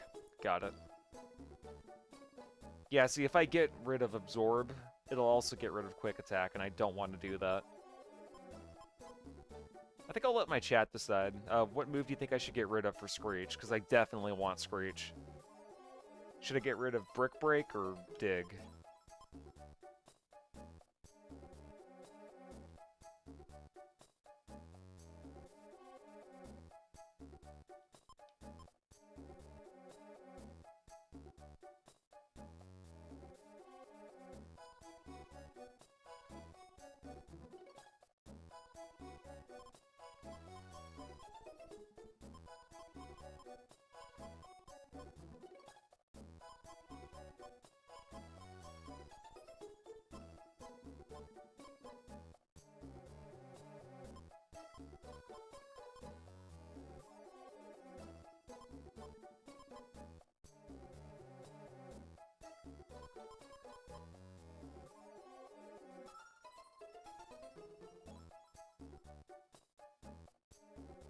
Okay, so you're not a fan of Screech? I think Screech is a very useful move, at least in the mainline games, but you're probably right. I shouldn't get rid of it in place of all these other useful moves, so... Who knows? It's possible I could get a TM later that has Screech on it. I think that's possible.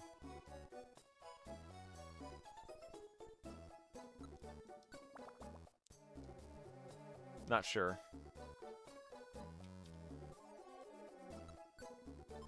But no, good call.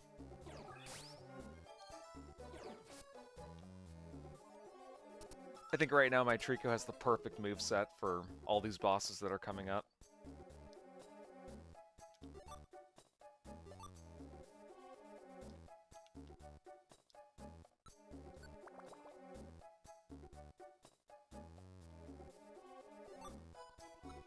I definitely need an Oran Berry or two before I move on.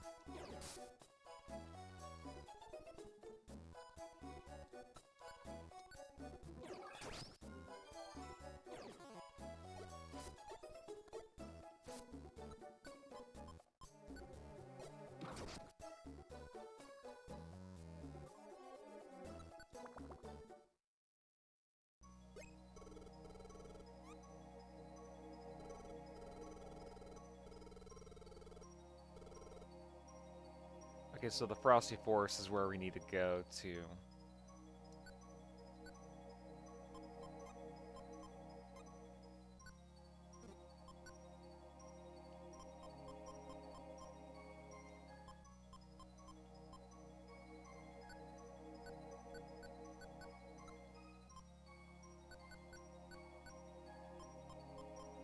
I'll take like 5 Reviver Seeds.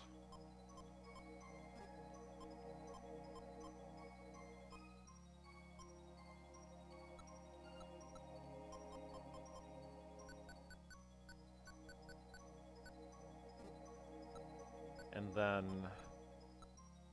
yep, my toolbox looks good enough.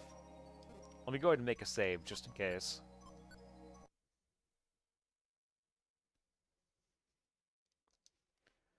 And we'll also go ahead and make a save, just because I'm paranoid like that. Gonna reset your router? Okay.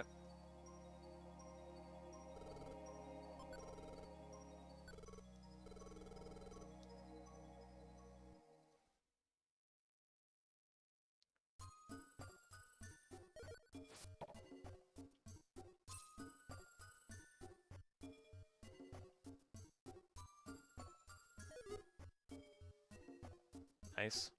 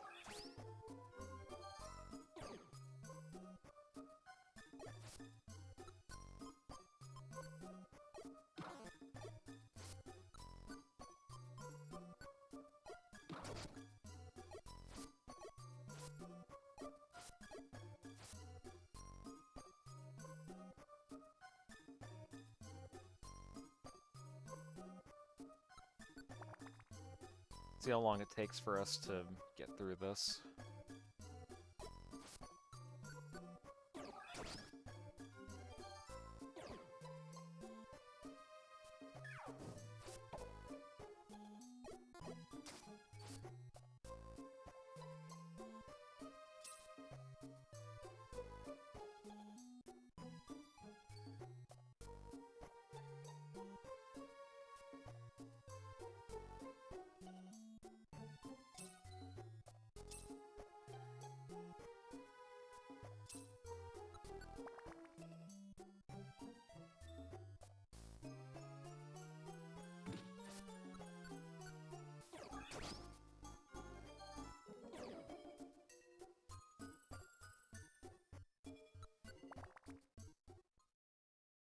Uh-oh.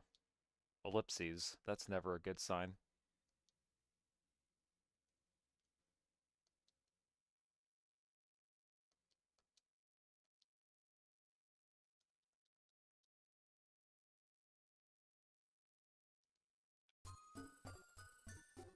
Catch a scarf.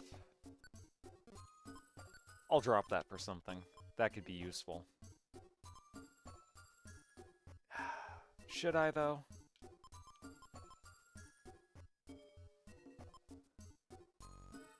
You know what? I'm not gonna risk it. It's just a Petra Scarf. I don't think I'm gonna get poisoned in a place like this anyway.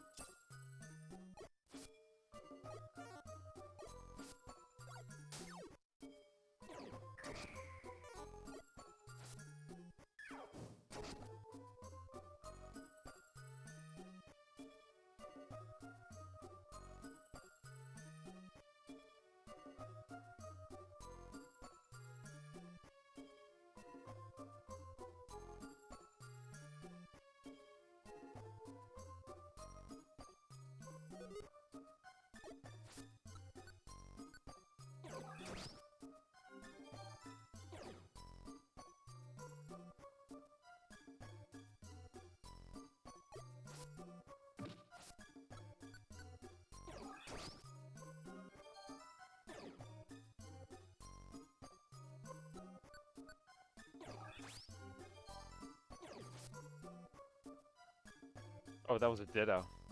Interesting.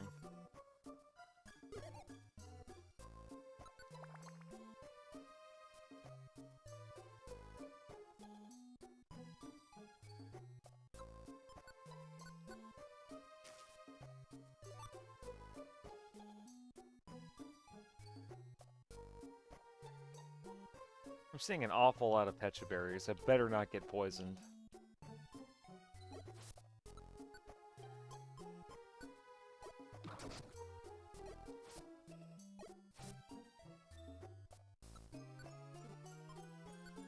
Let me go ahead and drink a max elixir.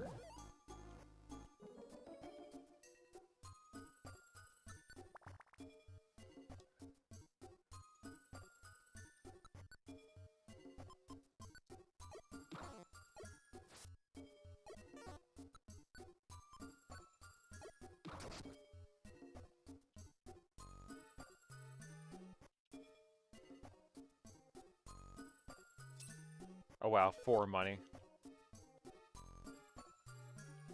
That wasn't even worth it.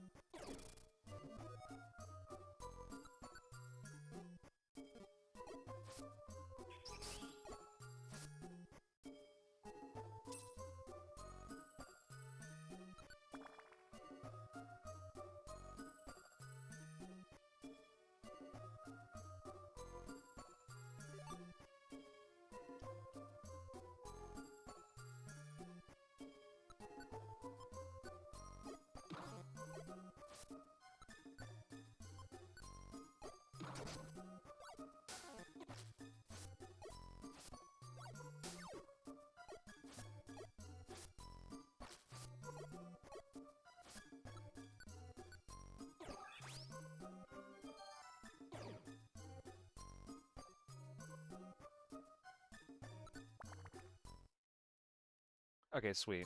We haven't died yet. And we still have all the Reviver Seeds that we got.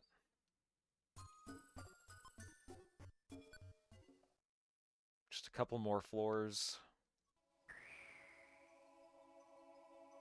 Oh, weather, huh?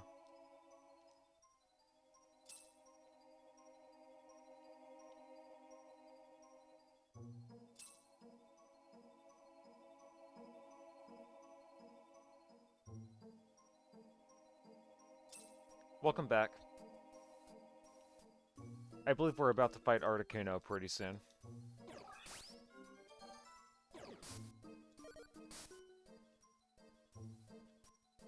Right, that gave me a lot of EXP. That's what, a Matang? Yeah.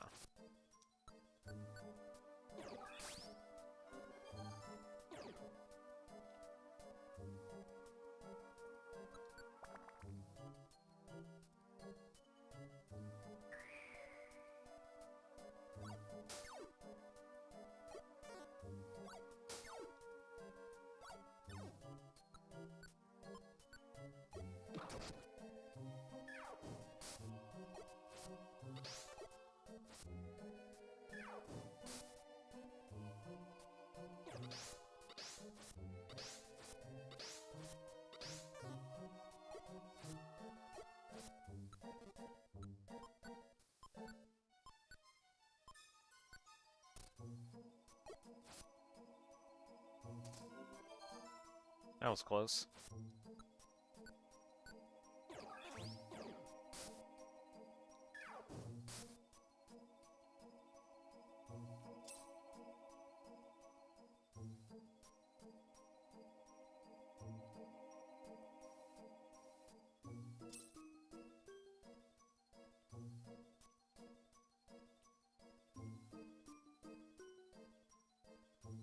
try this way. Okay, dead end.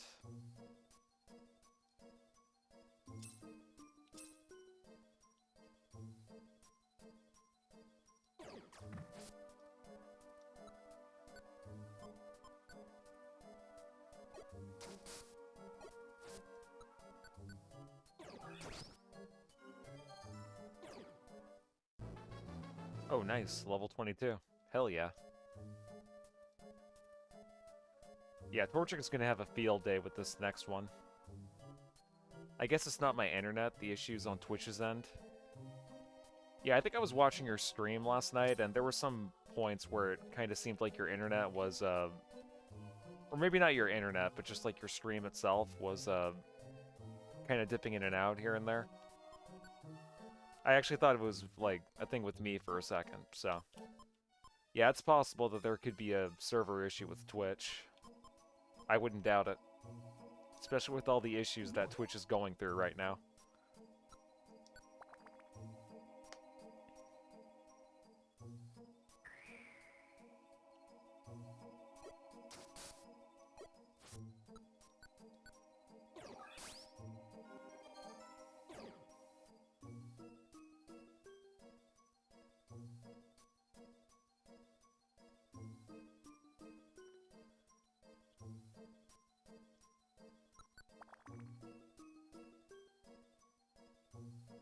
We're just, like, right on top of it.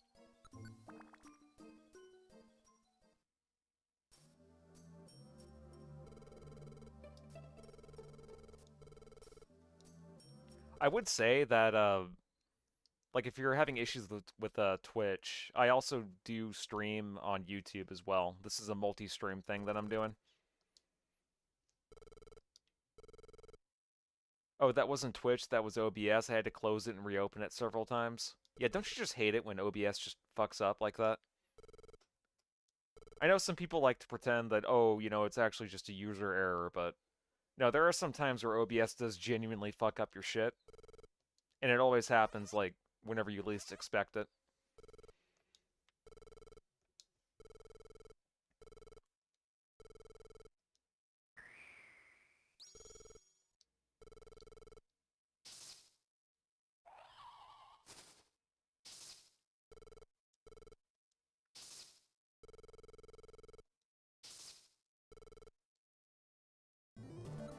Okay.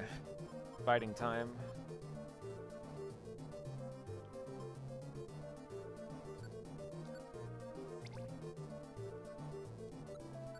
Let's see what Dig does.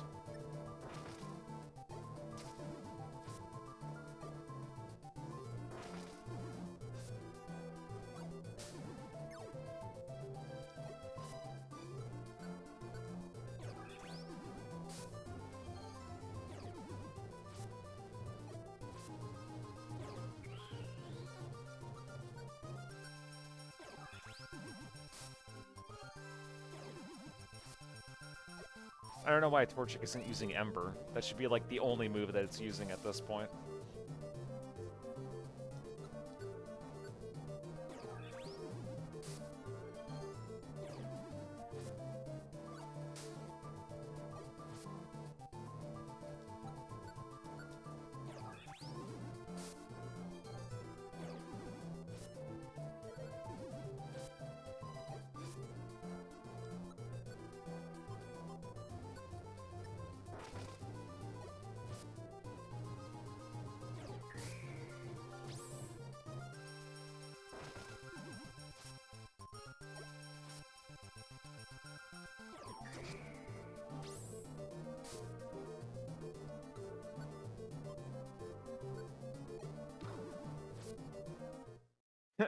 That's a way to end a fight, just punching it.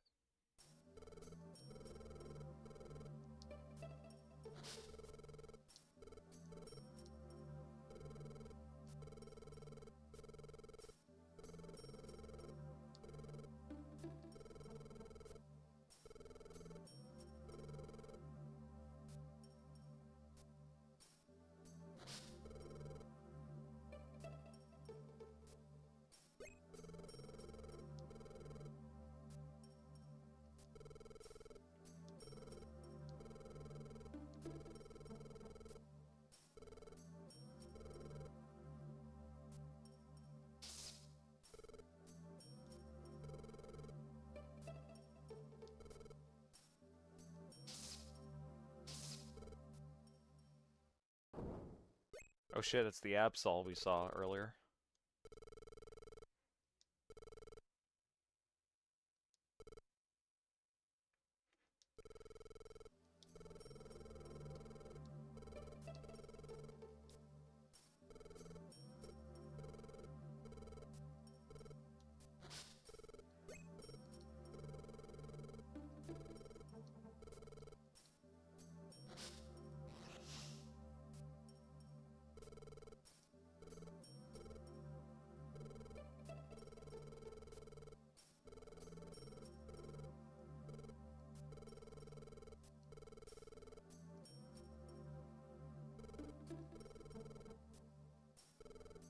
Oh, nice. We actually got an Absol on our team now. We got some extra help.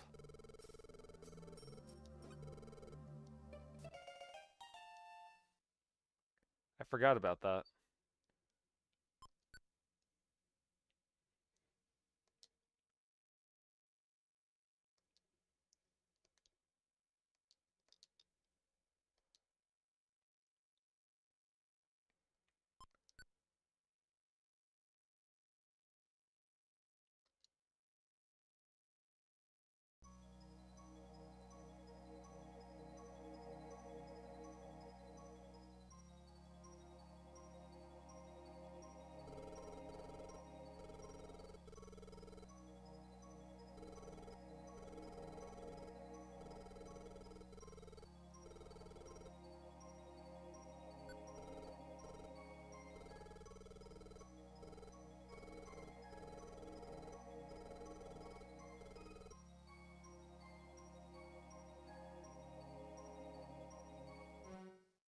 Uh-oh. We're going all schizo.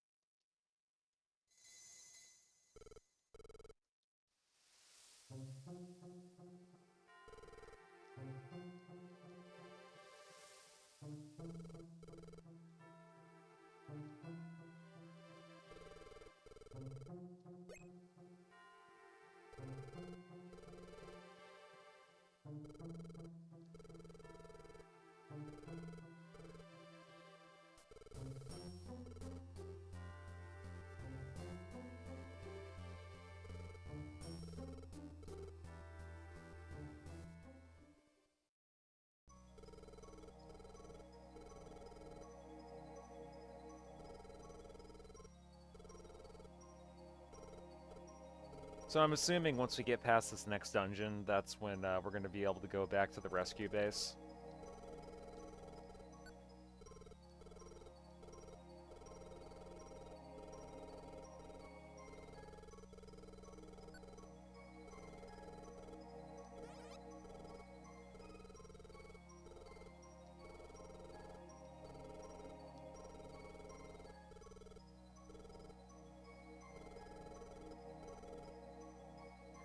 Okay, let's go ahead and deposit our shit.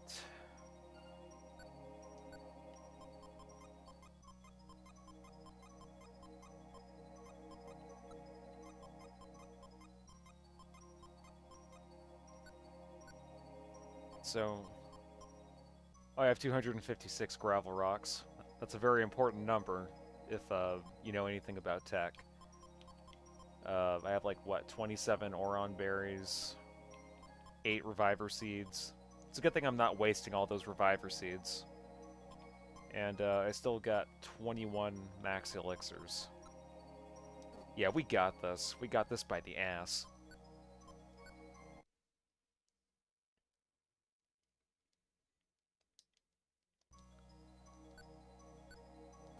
Let's see, what items do I got? Nothing? Okay, cool. Yeah, let's just go down the snow path again.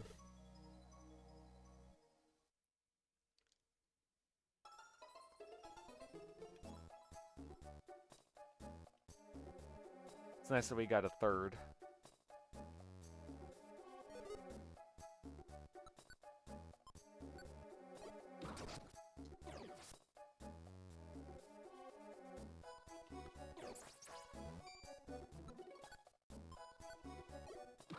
So have I played the Switch remake of this game? Yes. Back when I had a Switch, I actually got it day one, just because I was such a fan of the original.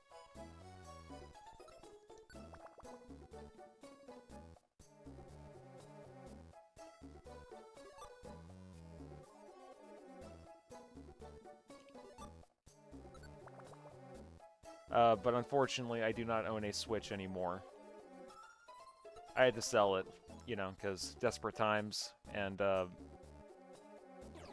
just so used to gaming on PC at this point.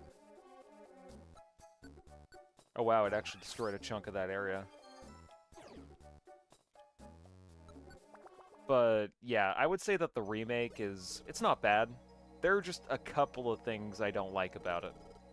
But it is definitely not a bad way to go. I like how they carried the art style and properly made it into 3D. Because what they could have done is they could have gone the generic Game Freak route, or fuck, what am I trying to say? Like you know how whenever Game Freak does a remake of a Pokemon game, like Let's Go Eevee or Let's Go Pikachu, and they make it have this like cute, generic, artsy anime style to it, and it's like everything that was good about the original game that they're remaking, it's just doesn't have the same tone or vibe to it. It's all like babified and cutified. They didn't do that for the remake of Mystery Dungeon, which I am happy that they didn't do.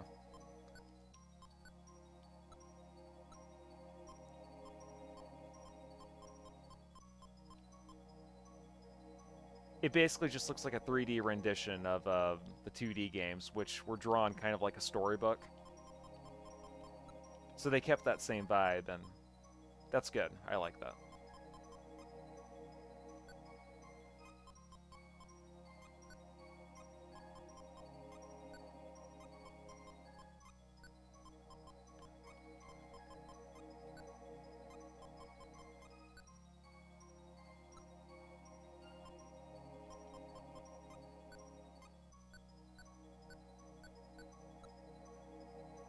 Okay, Max Elixir, Reviver Seed.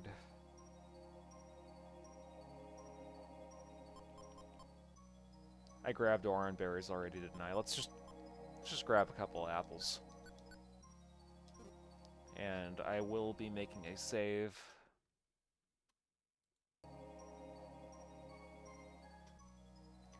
The only things I didn't like about it were how they handled the friendship areas. Instead of you being able to travel into them, they just made it like a generic menu. And then they also got rid of like the normal generic move, like the desperation move, I guess you could say, where you can't just mash A anymore. And also there was one thing, I don't know if this is actually true or not, but the last time I played, I'm pretty sure this is what happened. Like, if you just stay on the same floor in any dungeon, doesn't matter what it is, it'll eventually just whisk you away and make you have to restart the whole mission again. I don't know why they did that. Maybe to stop, like, people from just running around and spamming, or to encourage you to actually find the exit, but yeah, it's really just those three things. Everything else is good.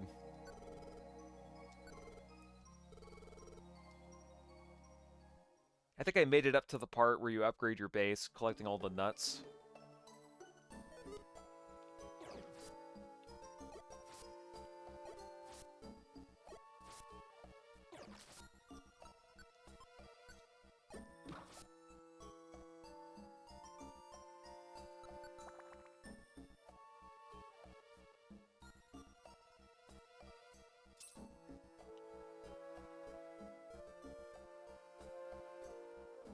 Oh, Absol, where'd you go, Absol? There you go. Stay with me, man. Are you just not able to come with me?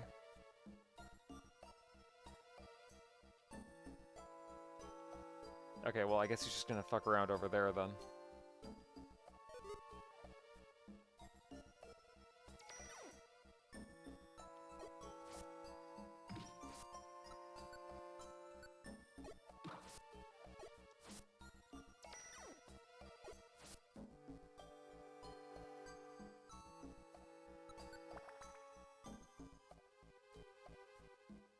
Oh, nice. Exit's right there.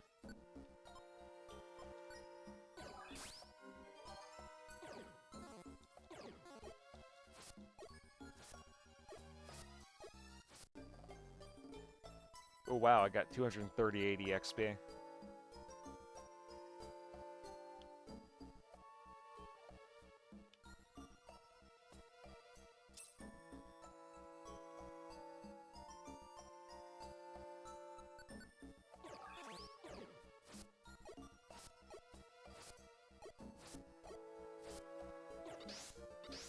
Oh shit, okay.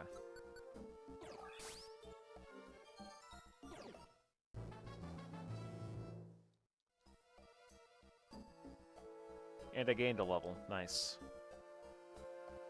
Actually, I have no idea what level Absol is, but... yeah, it don't matter.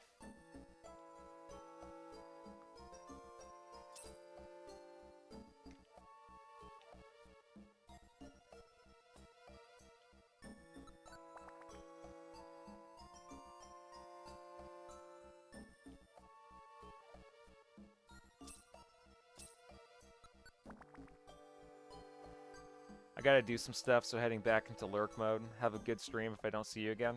Well, I appreciate you. Yeah, if I could talk today. I appreciate you. I appreciate you dropping by. There we go. You have a good one.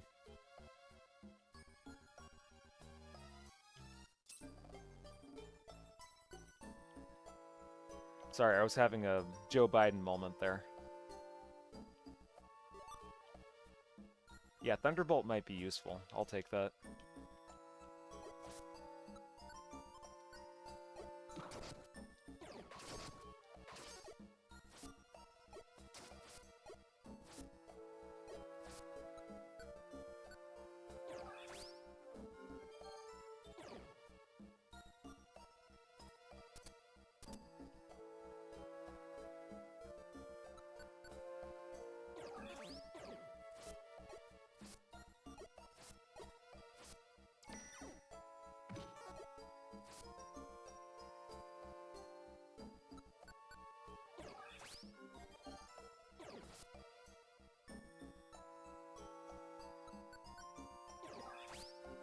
I actually kind of like some of the Pokemon Idol animations. It's neat.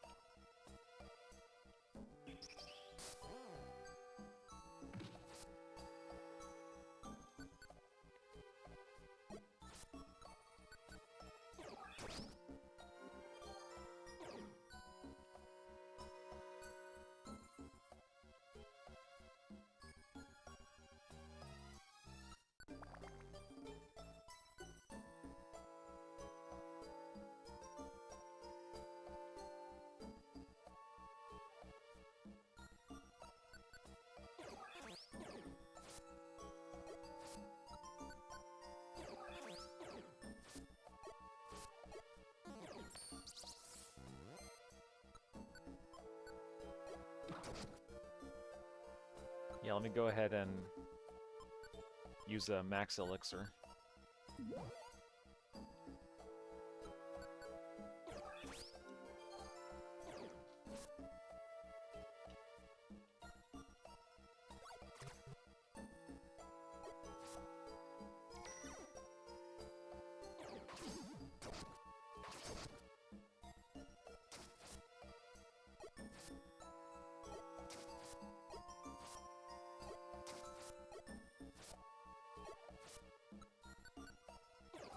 These Zangiefs take forever to frickin' kill.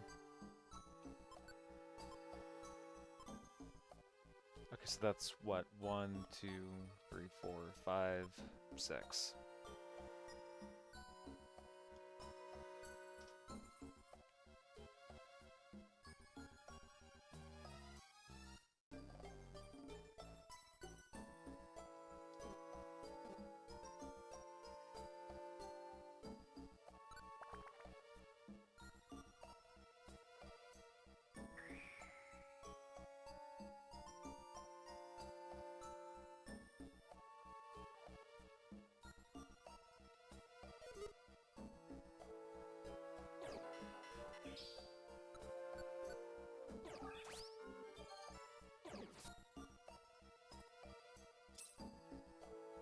Wait, what is that?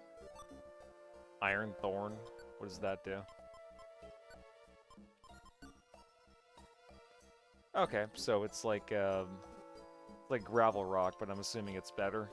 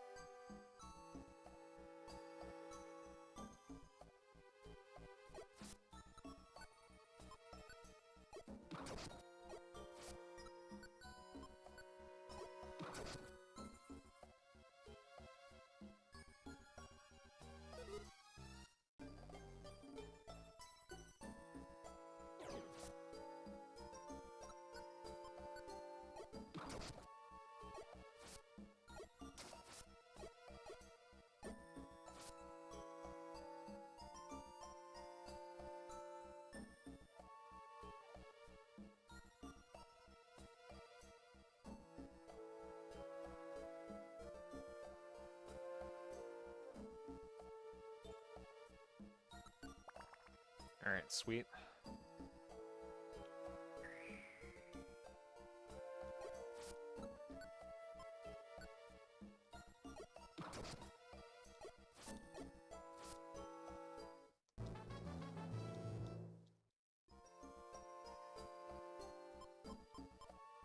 Let's see, bite.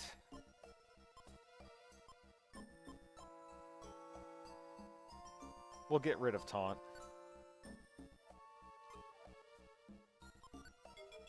Just because I feel like taunt is just not that good of a move.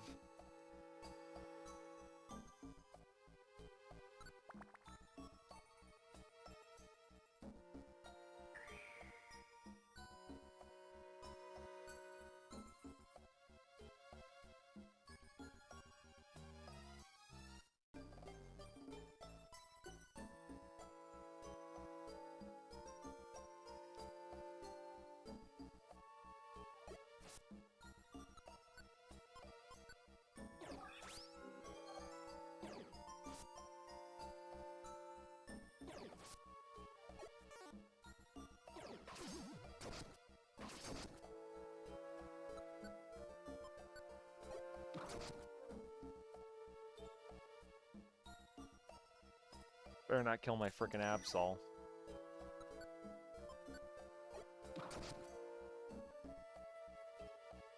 Seems like my punches are just killing them in one hit now. Hey, that's something.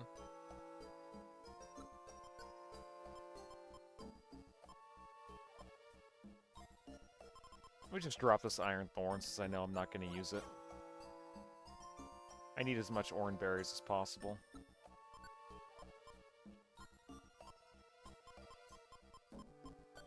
Huh?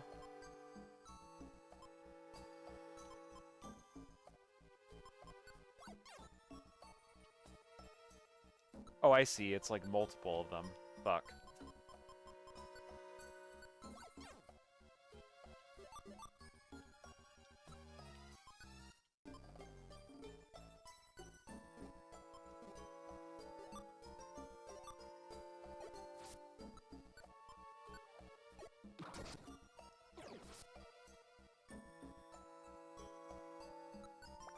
I guess I have to have Absol from behind.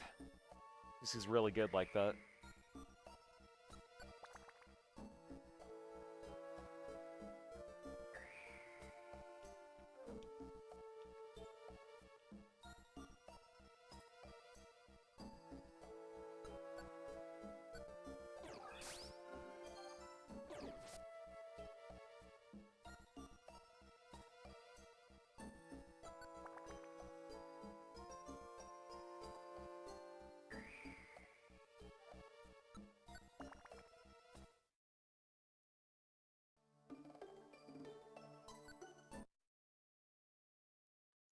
Okay, well this is easy so far.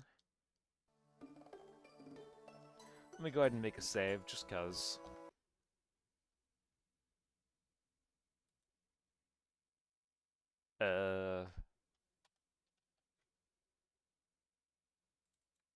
What did I do? Oh, okay. Sorry, the game was flipping out for a minute.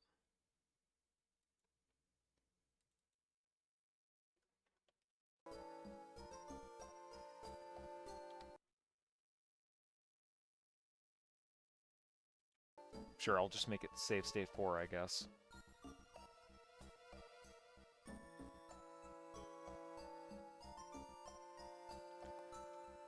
Alright. Let's boogie. I'll just save again, just because I'm a little bit of a save freak. Just a little bit.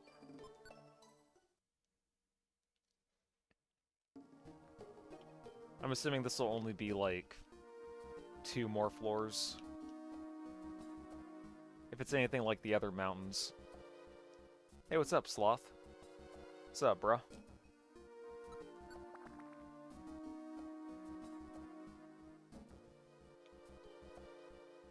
How you doing, man?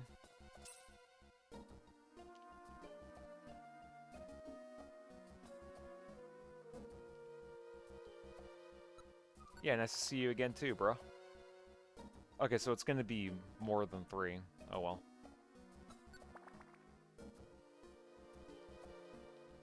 Yep, I'm just getting through some more Pokemon Mystery Dungeon.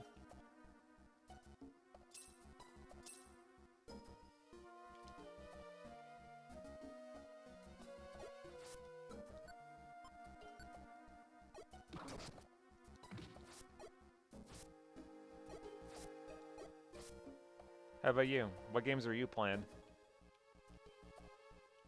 Besides this, I've been playing some Ninja Gaiden 1 on the Master Collection, just because the second game got remade and they plan on making a 4th game sometime later this year. I'm actually kind of excited for it, because it actually looks freaking great.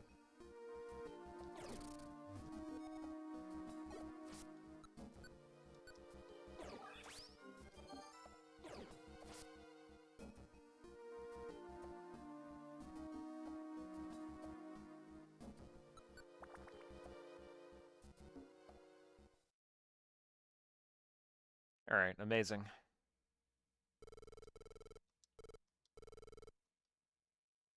There might be a boss here, there might not be. Oh, okay, you have to fight these assholes.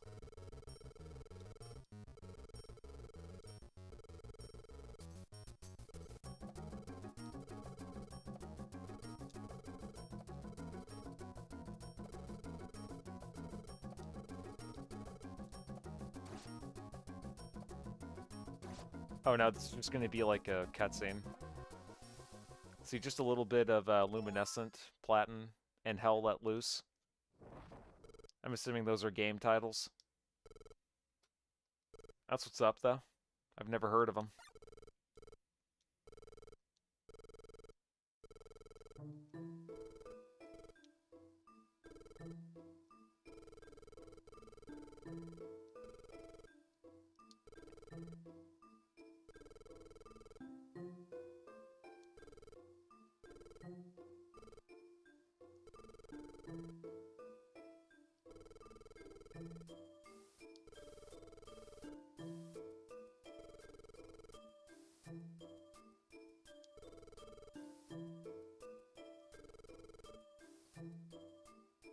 Oh, so apparently in February, in this coming month, all planets in our solar system will align in a rare celestial event. And the alignment will be visible before sunrise, with planets appearing in a line across the sky. So that'll give us something to look forward to, I guess. What's up, Possum? How you doing, man?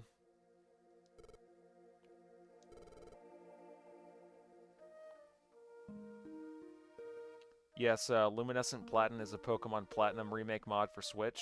Oh, okay, good. Yeah, that Gen 4 remake of Diamond and Pearl, what was it? Brilliant Diamond and Shining Pearl? That sucked. That's like the actual worst remake. Like, say what you want about Omega Ruby and all the differences that they fucked around with, but at least that game was serviceable. Like, it's the Final Fantasy 3D remake. Like, you know how when they remade Final Fantasy 3 for the DS and it was so different compared to the original? Like, that's pretty much what that was with Omega Ruby. Like, it's not bad, but most people will just prefer the 2D one. It's good to know that people are actually modding it, and they're not scared that Nintendo is breathing down their throats. Yeah, Brilliant Diamond and Shining Pearl was actually Dookie Butter.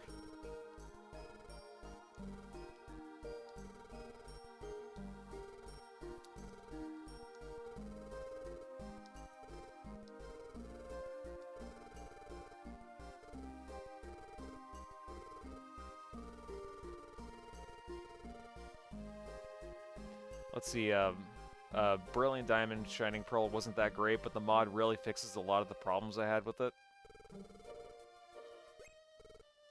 Let's see, the worst part about the Gen 3 remakes is the music, except for the original tracks.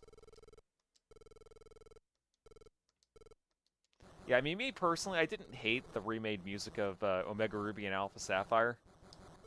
But, yeah, if you were to ask me whether I preferred Emerald or if I preferred Omega Ruby or Alpha Sapphire, Emerald would be my favorite for sure.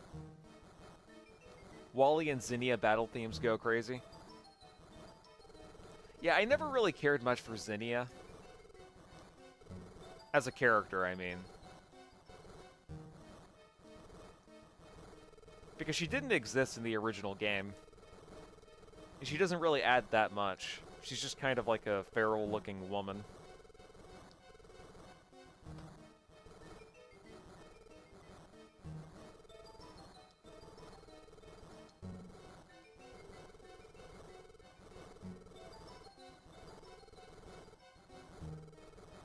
So I'm assuming,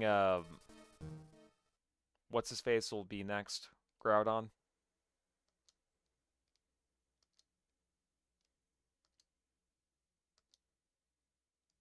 Literally all I remember about Zinnia is her theme, lol. Yeah, the music was actually not bad for that.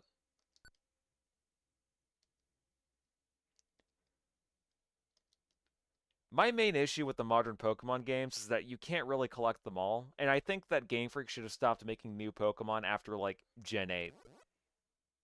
Or actually, you know what, personally, I think Gen 7 should have been, like, the cutoff point. It's like, okay, like, these are all the Pokemon you need to make. From now on, you just do, like, variations of them, and you create a gimmick around it. Don't try to create another 150 new Pokemon. Like, there's no way you can actually balance that and have a good national dex. It's crazy.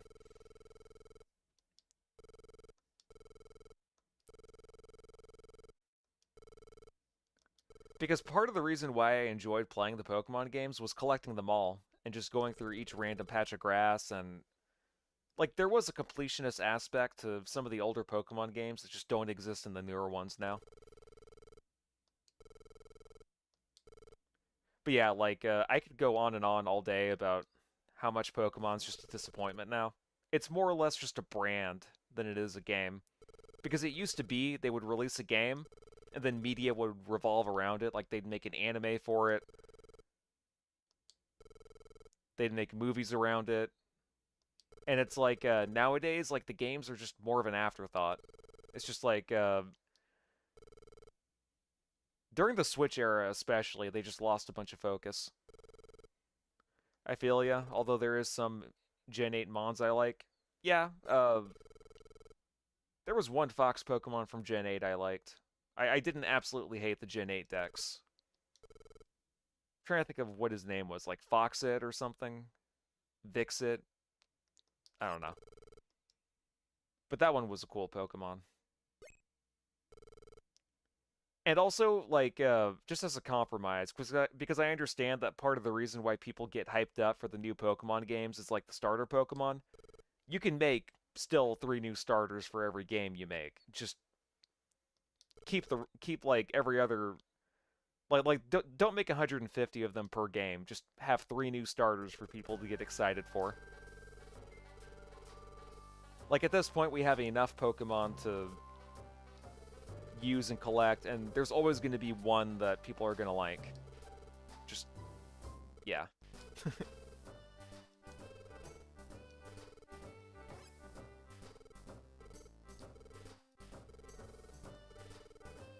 Gen 8 added some cool bug types. I also liked the idea of, what was it?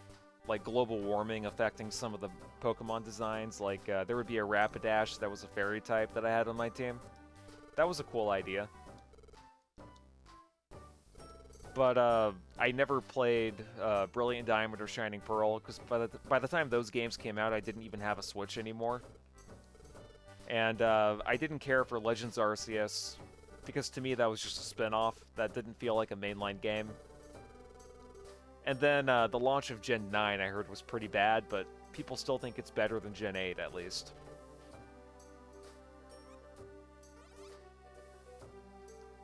Yeah, Gen 8 was not good. At least in my opinion. I know some people might like it, but for me it was way too linear. And there was nothing memorable about it. There's no real exploration. You just kind of get, you know, held along throughout the entire... Like, the whole region is just one straight line. Like, how the fuck do you do that? And then people complain about, oh, they just need to get rid of the regions and make it an open world. That would actually be amazing. No, not necessarily. You just have to actually design your region around the routes and make them interesting to explore in, but I digress.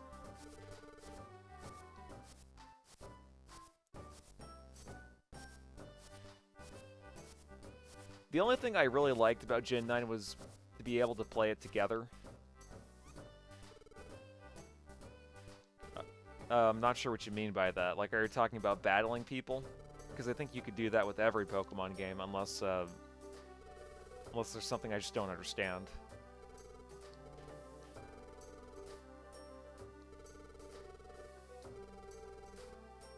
Let's see, yeah, I was gonna say, how did they design a region that's just a line? Maybe it's a metaphor for how boring the UK is, I don't know. You can bring your friend into your world and play the story, kind of. Oh, okay, gotcha. So, like, they allow, like, co-op, I guess. That's actually a cool idea. The closest thing I think that Pokemon ever did with that was, like...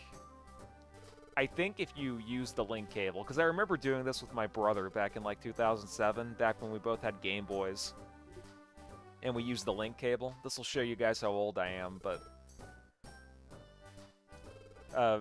if you were to go around and find their region base, like their own secret area, you could actually go into it and see the Pokemon trainer that you last battled online with, or, you know, through the link cable.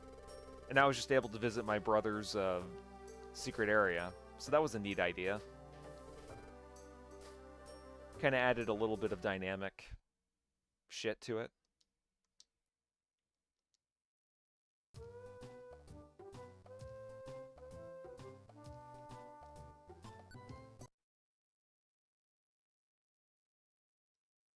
But yeah, also I think that Game Freak is just better when it comes to 2D games than it is with 3D games.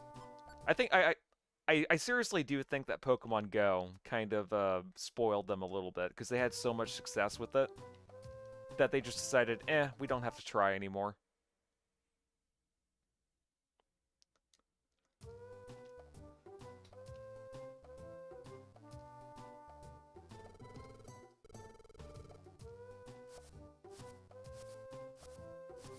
Let me actually go through my mailbox and see what mail I haven't checked, because I haven't checked the mailbox a single time yet.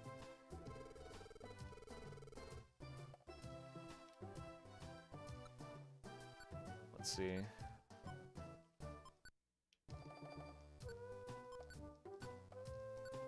Also, I started White 2 for the first time earlier today. Oh, nice.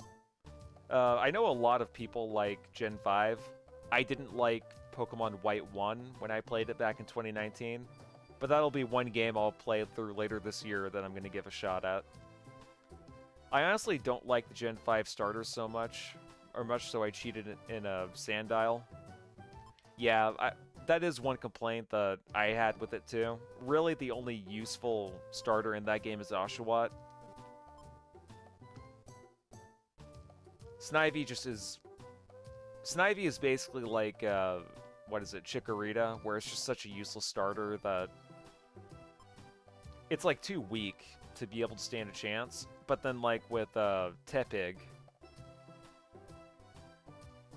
it tries to be like a like it has more defense, but its offense is so shit that. Oh, and also one other thing too about picking Tepig, a lot of the early gyms will end up wrecking your shit if you pick that one. So I always went with Oshawott. So yeah, Black and White, you've never finished so far. Yeah, I know that was one of the gens where people were divided on it back in the day, kind of like with Gen 3, but then the people that grew up with it say that it's the best, so it gets a lot more praise now than it used to.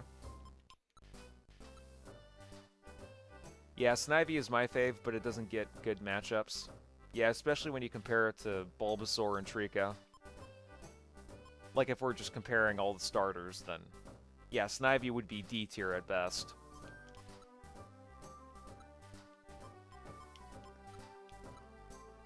Let me actually go ahead and accept some jobs. Oh, actually, let me go ahead and just do Mount Steel real fast. I'll do a couple more runs of the missions. And then I think after that, I might end up ending the session for tonight. Because I've been streaming since, like, what, 4:30-ish? I usually don't do longer sessions like this, but I'm making an exception just because I'm bored.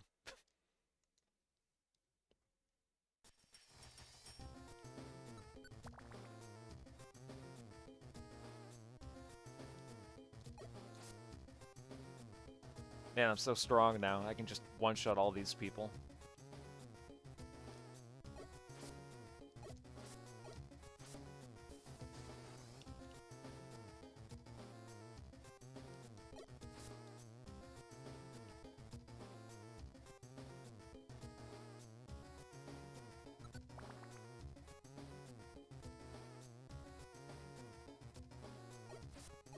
I just have to be careful that this Yanma here doesn't die accidentally.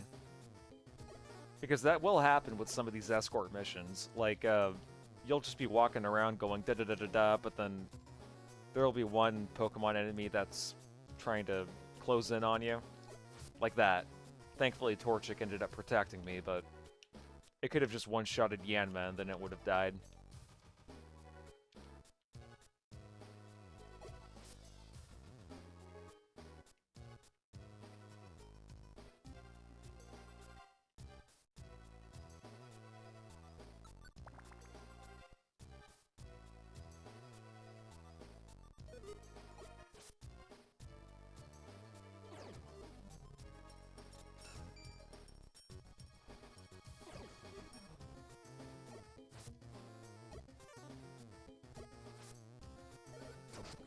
See?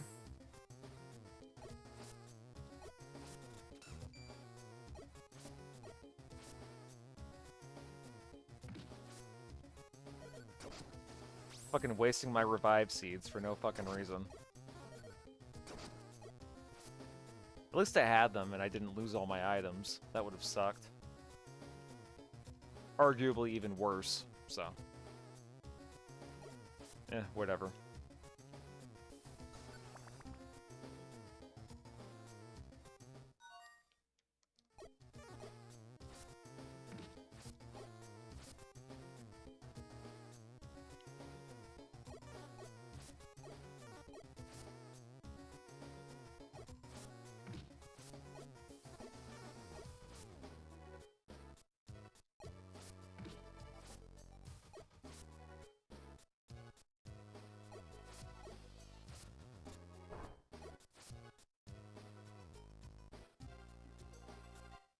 Let's see, where is this guy?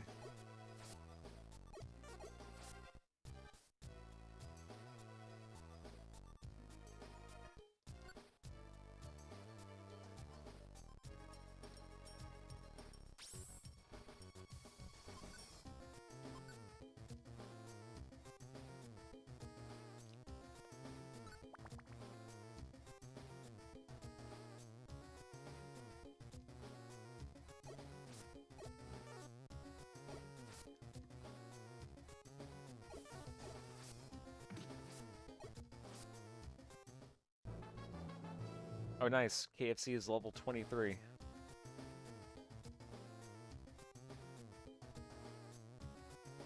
Oh wow, they're all sleeping. And watch Yanma just uses Growl. It's like, god damn it, Yanma.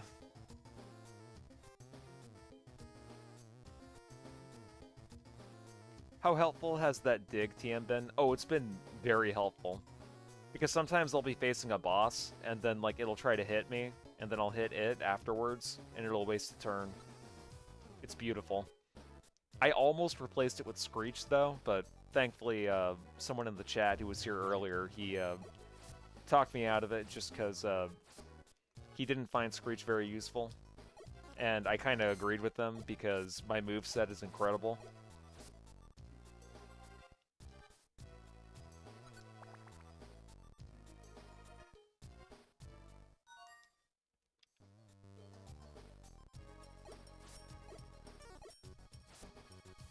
That was a good find, though.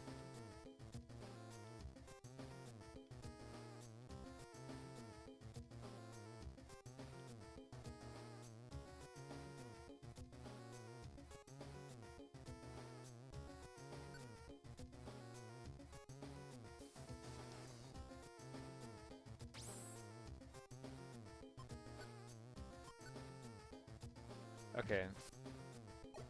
Oh my god.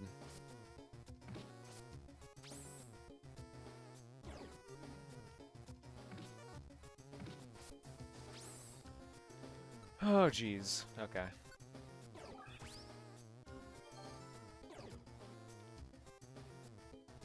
I like how Yanma's died like 2 or 3 times already. Yeah, that was an insanely lucky find. Let's see, I don't play mainline Pokemon games anymore, but Squirtle is my fave. Yeah, Squirtle isn't bad. Personally, I always picked Charizard, but...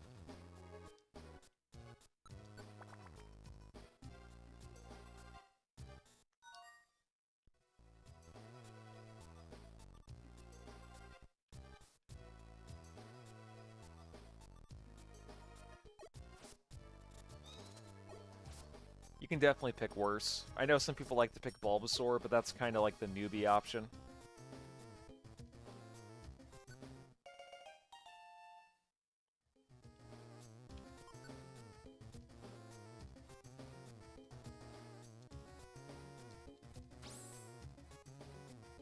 Okay, we can leave now.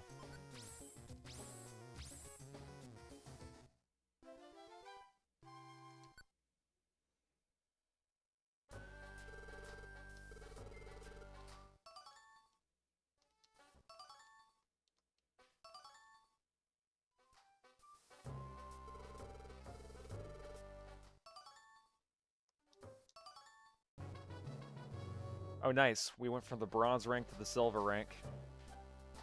Yeah, I mean, really, you can't go wrong with either of the starters. But I know that a lot of people prefer using Charizard in the Gen 1 games. It's kind of like Gen 3. I feel like both of those generations, Gen 1 and Gen 3, they have the most balanced starters. See, New Dawn Horizon is saying the PS6 is coming in 2 years and the PS5 still has no good games. Yeah, it's crazy, isn't it? It's because Sony, they just like relying on Naughty Dog and Santa Monica Studios and Sucker Punch. Like, all they do is just make third-person action games and a couple of platformers.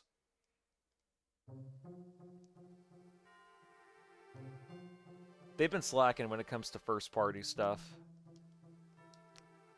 I know some people like to do the whole meme of, like, you know, the PS3 had no games, but that's really not the truth. The PS3 had a bunch of great games compared to what the PS5 brought to the table. It's just that a lot of the PS3 games that were exclusive for a while got remasters, so there's really no reason to go back and play through them. I feel like a lot of people forget that. See, the best PS5 game released for the PS4? Yeah, you're probably right. I believe you. Like, I know that I like to roast the Switch a little bit because it's underpowered, it's using mobile hardware from 2015, but the one thing I will give it is that it does still have some good exclusives that sometimes I'll think to myself, man, I wish I had a Switch just so I could play this game. Sure, there's emulation, but last time I tried Switch emulation was like during the Yuzu days before it got banned. And it was very hit or miss. Some games would bug out and crash, some games wouldn't even work at all, had weird graphical issues. It definitely wasn't that good. And the only reason why I wanted to use it was just so that I could play SMT5 and The World Ends With You Final Remix. But they ended up porting over SMT5 to PC, and Square Enix has not yet ported The World Ends With You to Steam. They need to do that at some point. It's actually one of the best games ever, but...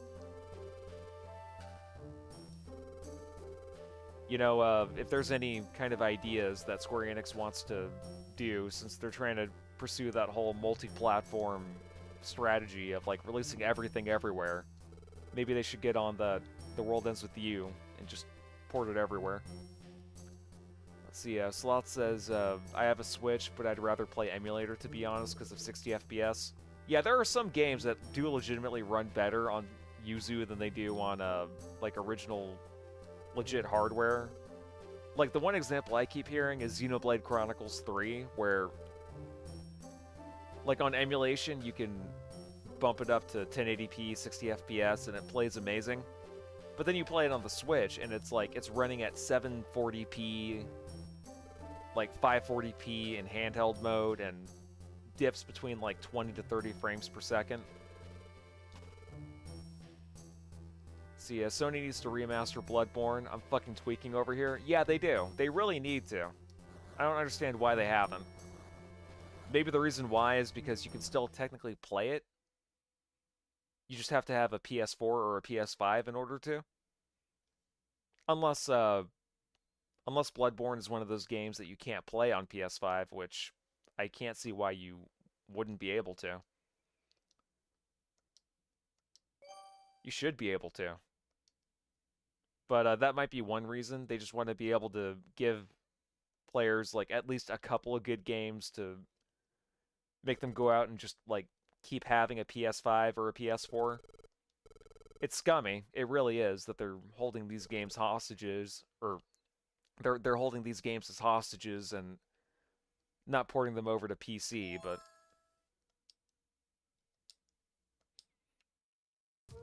yeah, Gen 9 is a disappointment.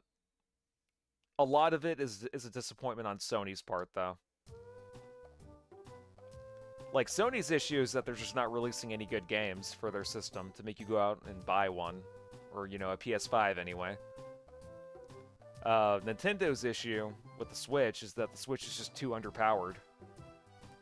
And I know that people are hyped for the Switch 2, but I'm not. Because it's using hardware from, what, 2017, 2018? Is when the PS4 Pro came out, and it's supposed to be comparable in power to that. Like, come on, let's be real. That hardware is going to be so outdated in a couple of years that it's just going to end up being like exactly the same as it is now. You're just going to get watered down ports that have like longer load times, a bunch of particle effects are going to have to get removed. So yeah, that's Nintendo's main issue. Well, that and all the lawsuits, but that's neither here or there. Microsoft's issue with the Xbox is that people just don't give a shit about buying an Xbox because they port all their games to PC. And a lot of people don't know this, but Microsoft doesn't really see Sony and Nintendo as competition. They see Amazon and Twitch and Apple as competition.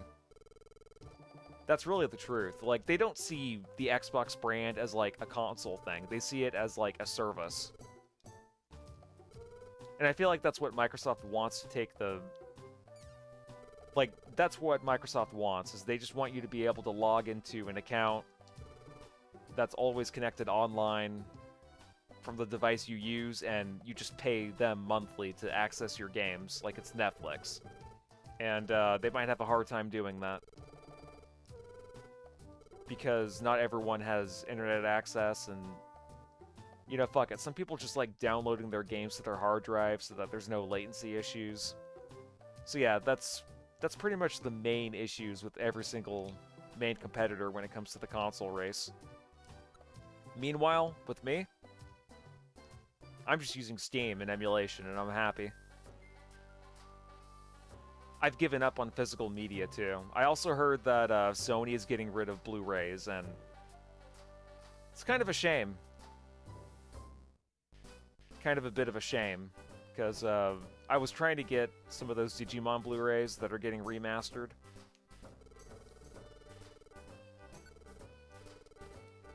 And since Sony is saying that they're discontinuing that format,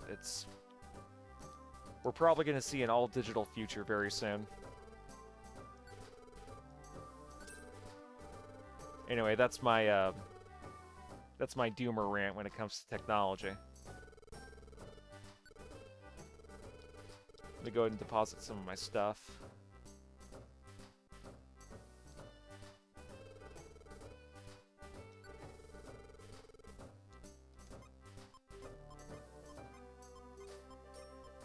Let's see, now more to collect. Or no more to collect, yep. To be honest, though, I think that might be a blessing in disguise. At least for now. I'm sure companies will find some way to fuck around with it. But part of the reason why physical games are so fucking expensive is because over the past 5-6 years, all these boomers, you know, they took a look at all these games that millennials are buying off of eBay, and they're like, you know what? I'm deciding that this is actually worth $1 million because it's in box and it doesn't have any blemishes. I should sell it for $1 million. And then when they realize that nobody's buying it at that price, what you're basically doing is you're gatekeeping people from being able to buy shit. Like, if you want an in-the-box copy of Super Mario 64, you might not be able to as much because it's being bought up by all these boomers who are deciding that it's worth, like, 20,000 times its actual price. And they're fucking morons.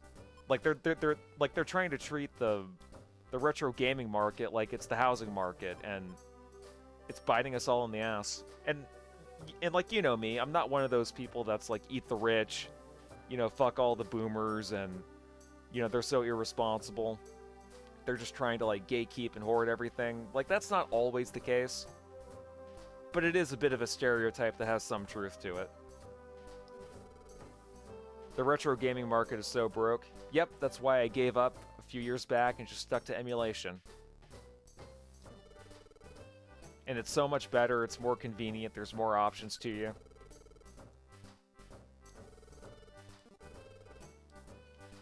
Man, I really want Bullet Seed. How much money do I have? Let me check. Most of the games Sony canceled were live service slop. Yeah, like, what, Concord?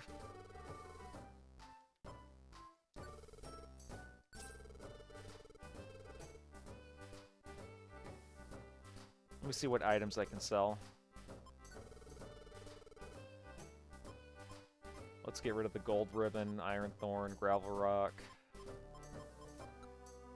Torment.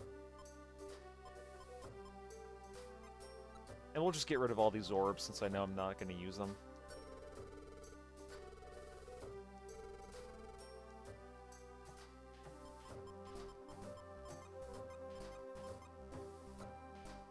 You know what's funny, though? Concord ended up being in the Museum of Failures. That, like, apparently whenever people make a product or some type of entertainment that was so much of a failure that nobody bought it, it gets featured in a museum, and Concord was one of those.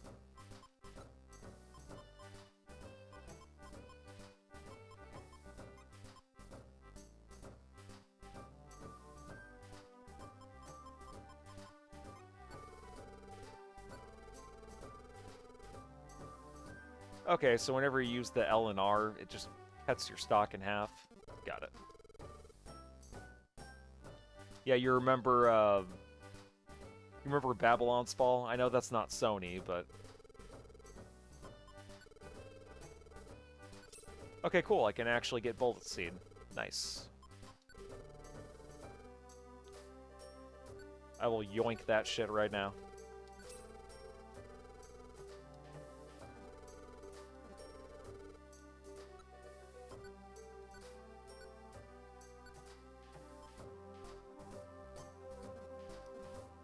Let me unlink my moves. Actually.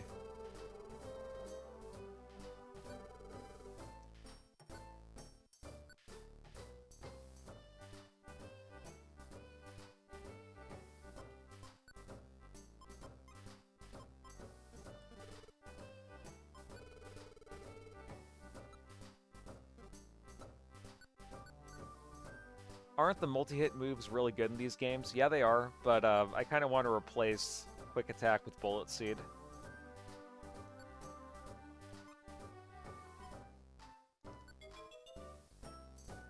Yeah, compared to the mainline games, 100%.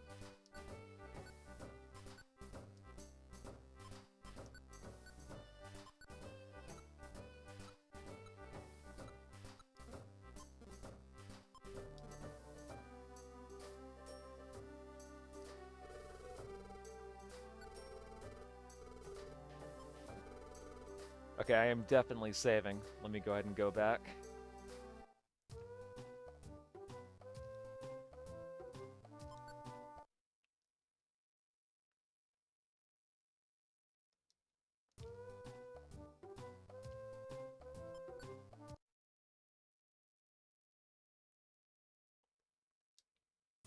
Alright, and I have to use the restroom real quick. I think I'm going to stream for about 1 more hour until about 8 p.m.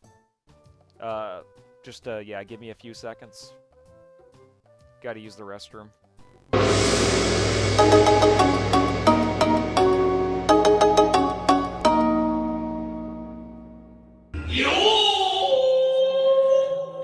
Of her face.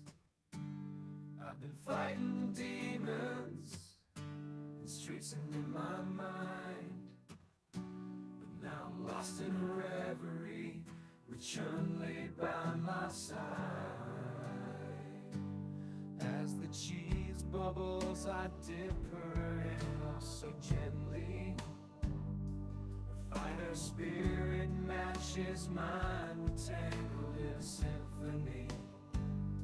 The grunge of the street meets the smoothness of the cheese in this unexpected love story. Anything is possible, you see. I don't Chun-Li upon melting Velveeta cheese. She's my street fighter queen, my heart is on its knees. The slow pace of our love intertwined with conscious melody. She's in Chun-Li, a fusion that sets me free. Yeah.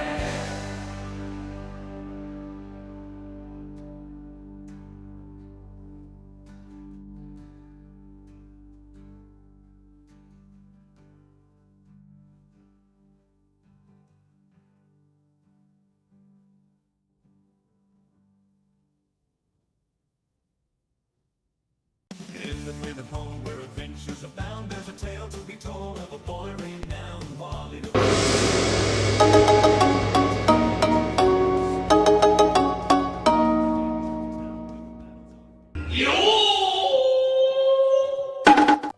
Alright, I'm back.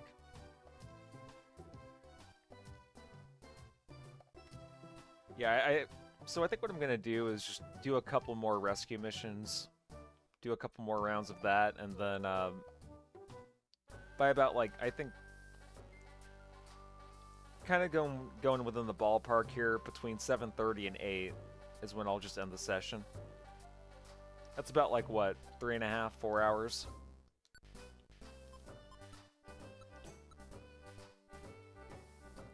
Oh wow, we have Uproar Forest.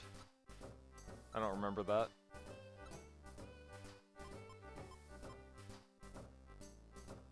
Oh yeah, I think that's where you have to collect the nuts to upgrade your base, but we're not worried about that right now.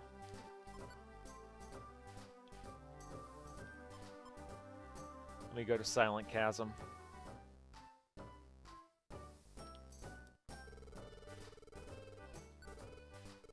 okay, there's no more of those yet. I think eventually Wigglytuff will add new areas for me to add. Just hasn't happened yet.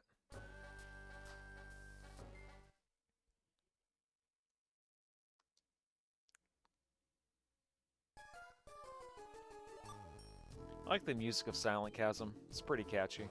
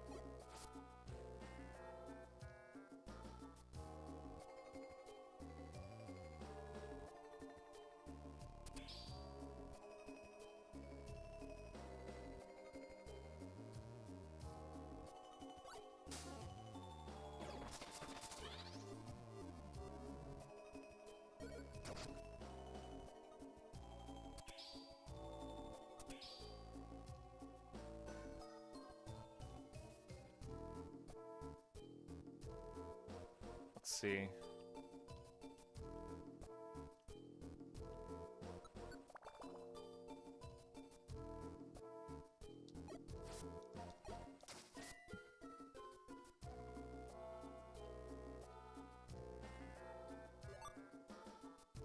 Take that special band.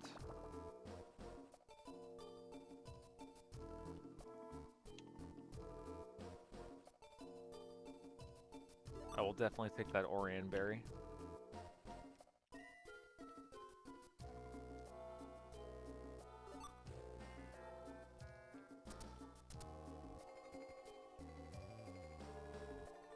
I think it's only 2 rescue missions in this area so far.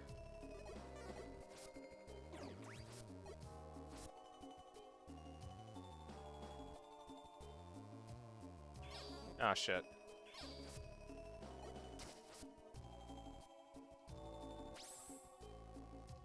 Well, gosh darn it. See what I mean? Those enemies just like to ambush you for no fucking reason. Let's see. Yeah, I got 0 money now. Okay, so I just have to make it to floor 6 and then I'll be fine. I got this.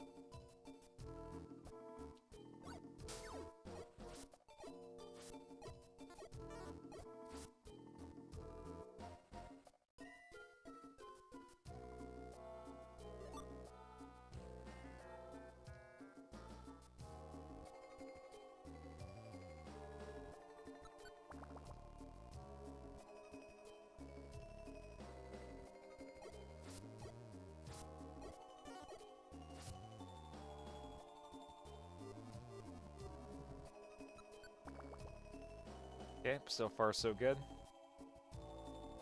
Let's see, the Chasm, everyone's favorite Doom 2 level.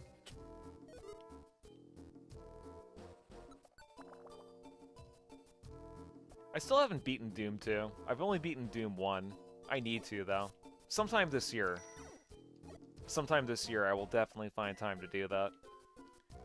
I just kind of avoided doing it because, from what I hear, it's more or less just an expansion, and the levels aren't as good as Doom 1's.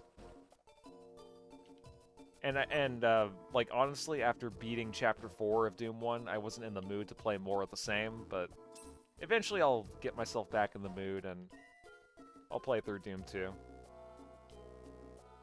Maybe I'll even do it on stream, who knows?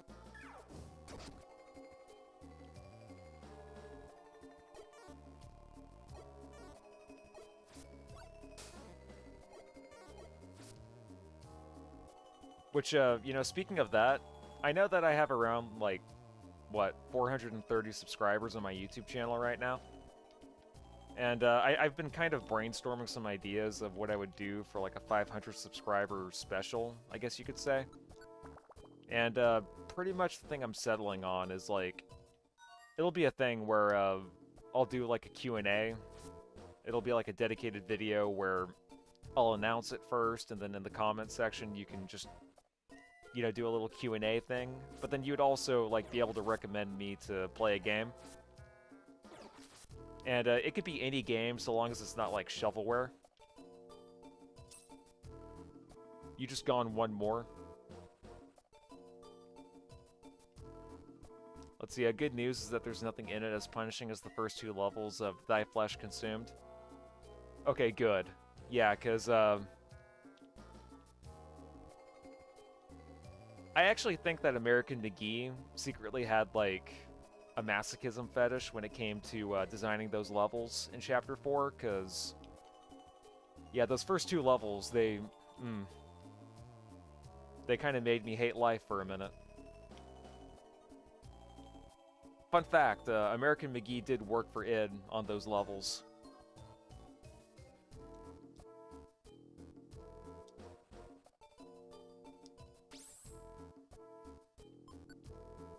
And, you know, not that I hate American McGee, I know I've been kind of, like, you know, name-dropping him a little bit. But, yeah, the dude's more of an atmosphere guy than he is, like, a difficulty-balancing guy. Like, if I was designing a game, I wouldn't trust him to create a game that's, like, well-balanced in terms of difficulty. Just based on the games I've played. Like, the Doom 1 levels of Chapter 4 that he ended up being in charge of, and then, of course, you have American McGee's Alice, which, that game is good, but it's a little clunky, and the levels are kind of fucky, but...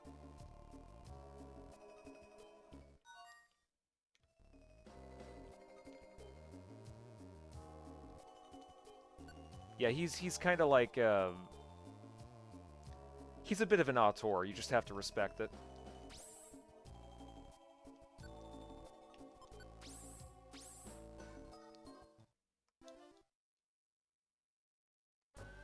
I know he tried to make, what was it, Alice 3 after Alice Madness Returns, but EA was just, like, holding the IP hostage, and they didn't want him using it. Which is, that's a shame.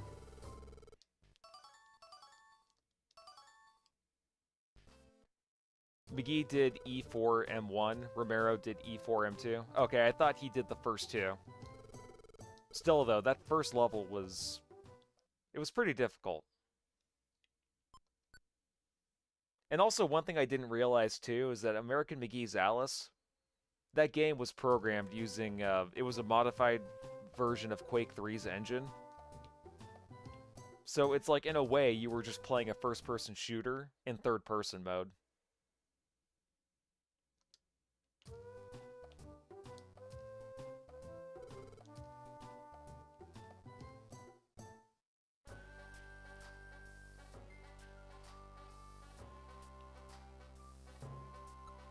Makes a little bit of sense when you actually go and replay the game with that in mind. It's like, you kind of have to go into it as if you were controlling a first-person shooter.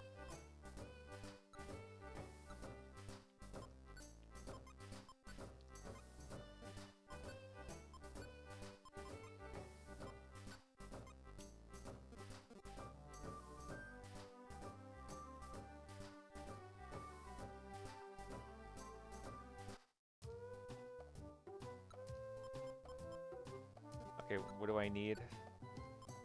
Okay, I need an Oran Berry. Do I have that? No. Let me go ahead and withdraw that from my storage. So glad I have Bullet Seed, too.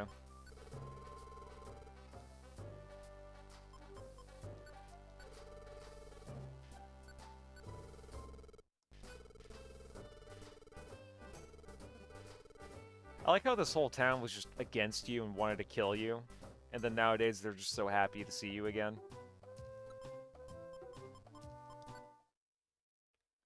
It's kind of funny. Just a little bit.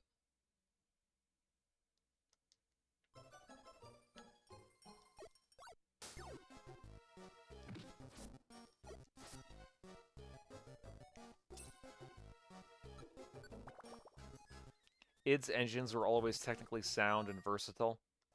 Yeah, agreed. And I think that's actually very good. Because there were a lot of good games that were made thanks to id. And their innovation. I was watching a video a couple of months ago that kind of went into the detail of Doom's development, and yeah, like apparently the way that they were programming the game, they had to make 2D textures appear 3D. So like basically the way it worked is they couldn't create multiple rooms with multiple floors. It just had to be one floor where they had to create stairs to give the illusion of a second floor, if that makes sense.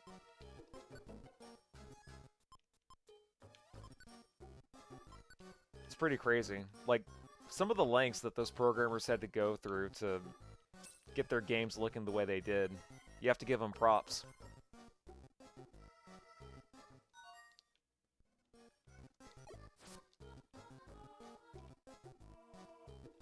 It's kind of like that meme about Chads versus soy people, and you see Chad programmers from the 90s. Like you had the guy who used assembly to program what was it, Roller Coaster Tycoon, and then you had John Romero, you had American McGee, you had people like Game Freak that were able to fit a whole frickin' RPG into a handheld console that was more or less just like puzzle games for some people. Like, that was a handheld that you would probably expect to play a puzzle game out of instead of an RPG, but they were able to do that. Same thing with Square Enix, I think. Yeah, no, like, yeah, Square Enix was the one that they put, what, like the Saga games on the Game Boy, and then Pokemon took inspiration from that. And nowadays, it's like, games are so unoptimized, there's a bunch of garbage code being thrown in there because hard drive space is just so big now that they can just make their games run as shittily as possible. Storage requirements aren't that much of an issue. I was actually watching one video, too, that some dude was saying that, technically speaking, games don't need loading screens because of the way SSDs work. You can just have it all done in the background for you. Simulating 3D space in early 90s tech was an art form. Yeah, game development needs to be a niche nerd thing again. Absolutely, 100%. And a lot of it was ruined because of diversity hires. I know that's kind of a hot take, but that's what happens when you base your whole industry around, like, making sure your team is as like it's as diverse as possible instead of hiring actual talented people. Like, most of the games that were made back in the 90s were made by a bunch of sweaty, fat, white dudes.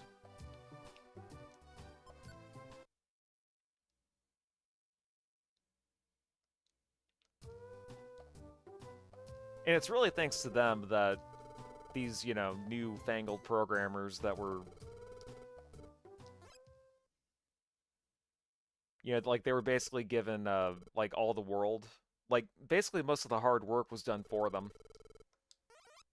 Not saying there isn't any talented developers today, but, I feel like a lot of the lack of innovation when it comes to gaming in the West has a lot to do with, untalented people programming their games. And just, you know, recycling the same formula over and over again because they don't know how to do anything else. Because, like, like the average person would think that, oh, you know, these games, like the reason why they're so lazy is because devs just aren't creative anymore. While that is true, I think a lot of it also has to do with the fact that they just don't know how. Like they think that it's unrealistic to experiment and try out something new, like when it comes to programming. Like not necessarily with game design, but with game programming.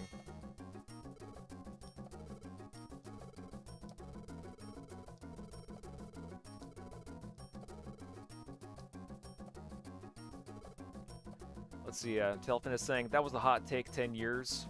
It's a reality that only the most maliciously dishonest would deny now. If a third of your workforce is non-binary, no wonder these games run like shit. Yep, agreed. And again, like, I have no issue with people who have, like, you know, gender... Like, if you're confused about your gender and you're working in the gaming industry, I don't care, as long as you don't inject, like, your beliefs into your workforce. Like, as long as you're talented, too. Like, that's another thing. Just be good at what you do. Like, you weren't hired to project your sexuality and your identity onto others. You were hired to do a job and do it well. And if you can't do that, then why the fuck are you there? Same thing goes with race, gender, ethnicity. It doesn't really matter. Just be good.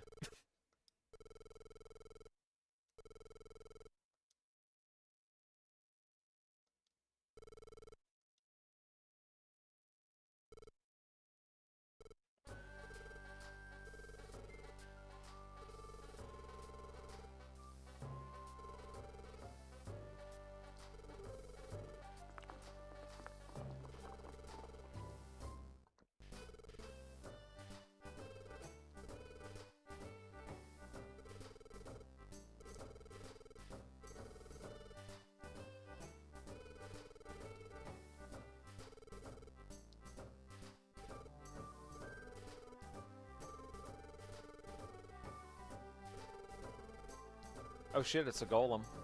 That's a Pokemon you don't see every day anymore.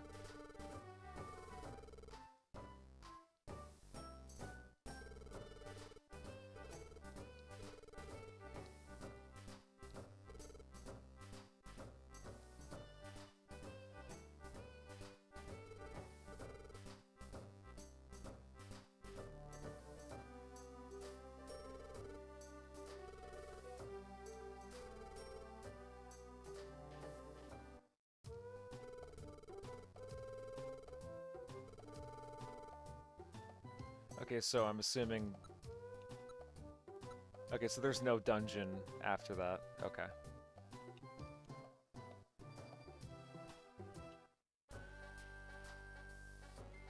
I'm assuming we're just hoping that that team's gonna end up rescuing Alakazam and Charizard and Tyranitar.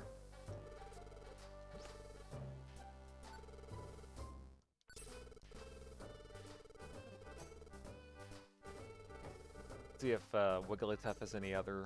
Okay.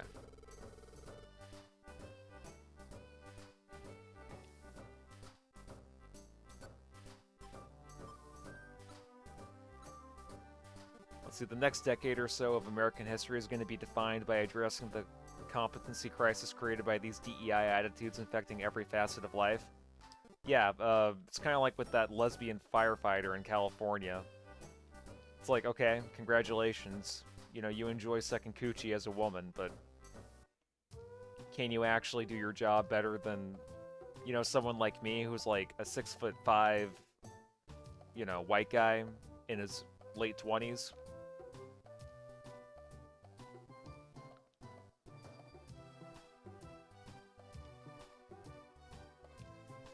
I mean, biologically speaking, the answer would be obvious, but... Alright, honestly, I think I'm gonna stop here for the night. My schedule's gonna go back to normal starting this coming week, so on Friday, I'm gonna go back to more Legend of Dragoon. And then, Sunday, it'll be as usual. It'll be, more Mystery Dungeon, Red Rescue Team. Before I go, I just want to give a shout out to Arclight, Tailfin, New Dawn Horizon, as well as Sloth and Possum for joining the stream. It's always appreciated. And, yep, I will talk to y'all later. Peace out.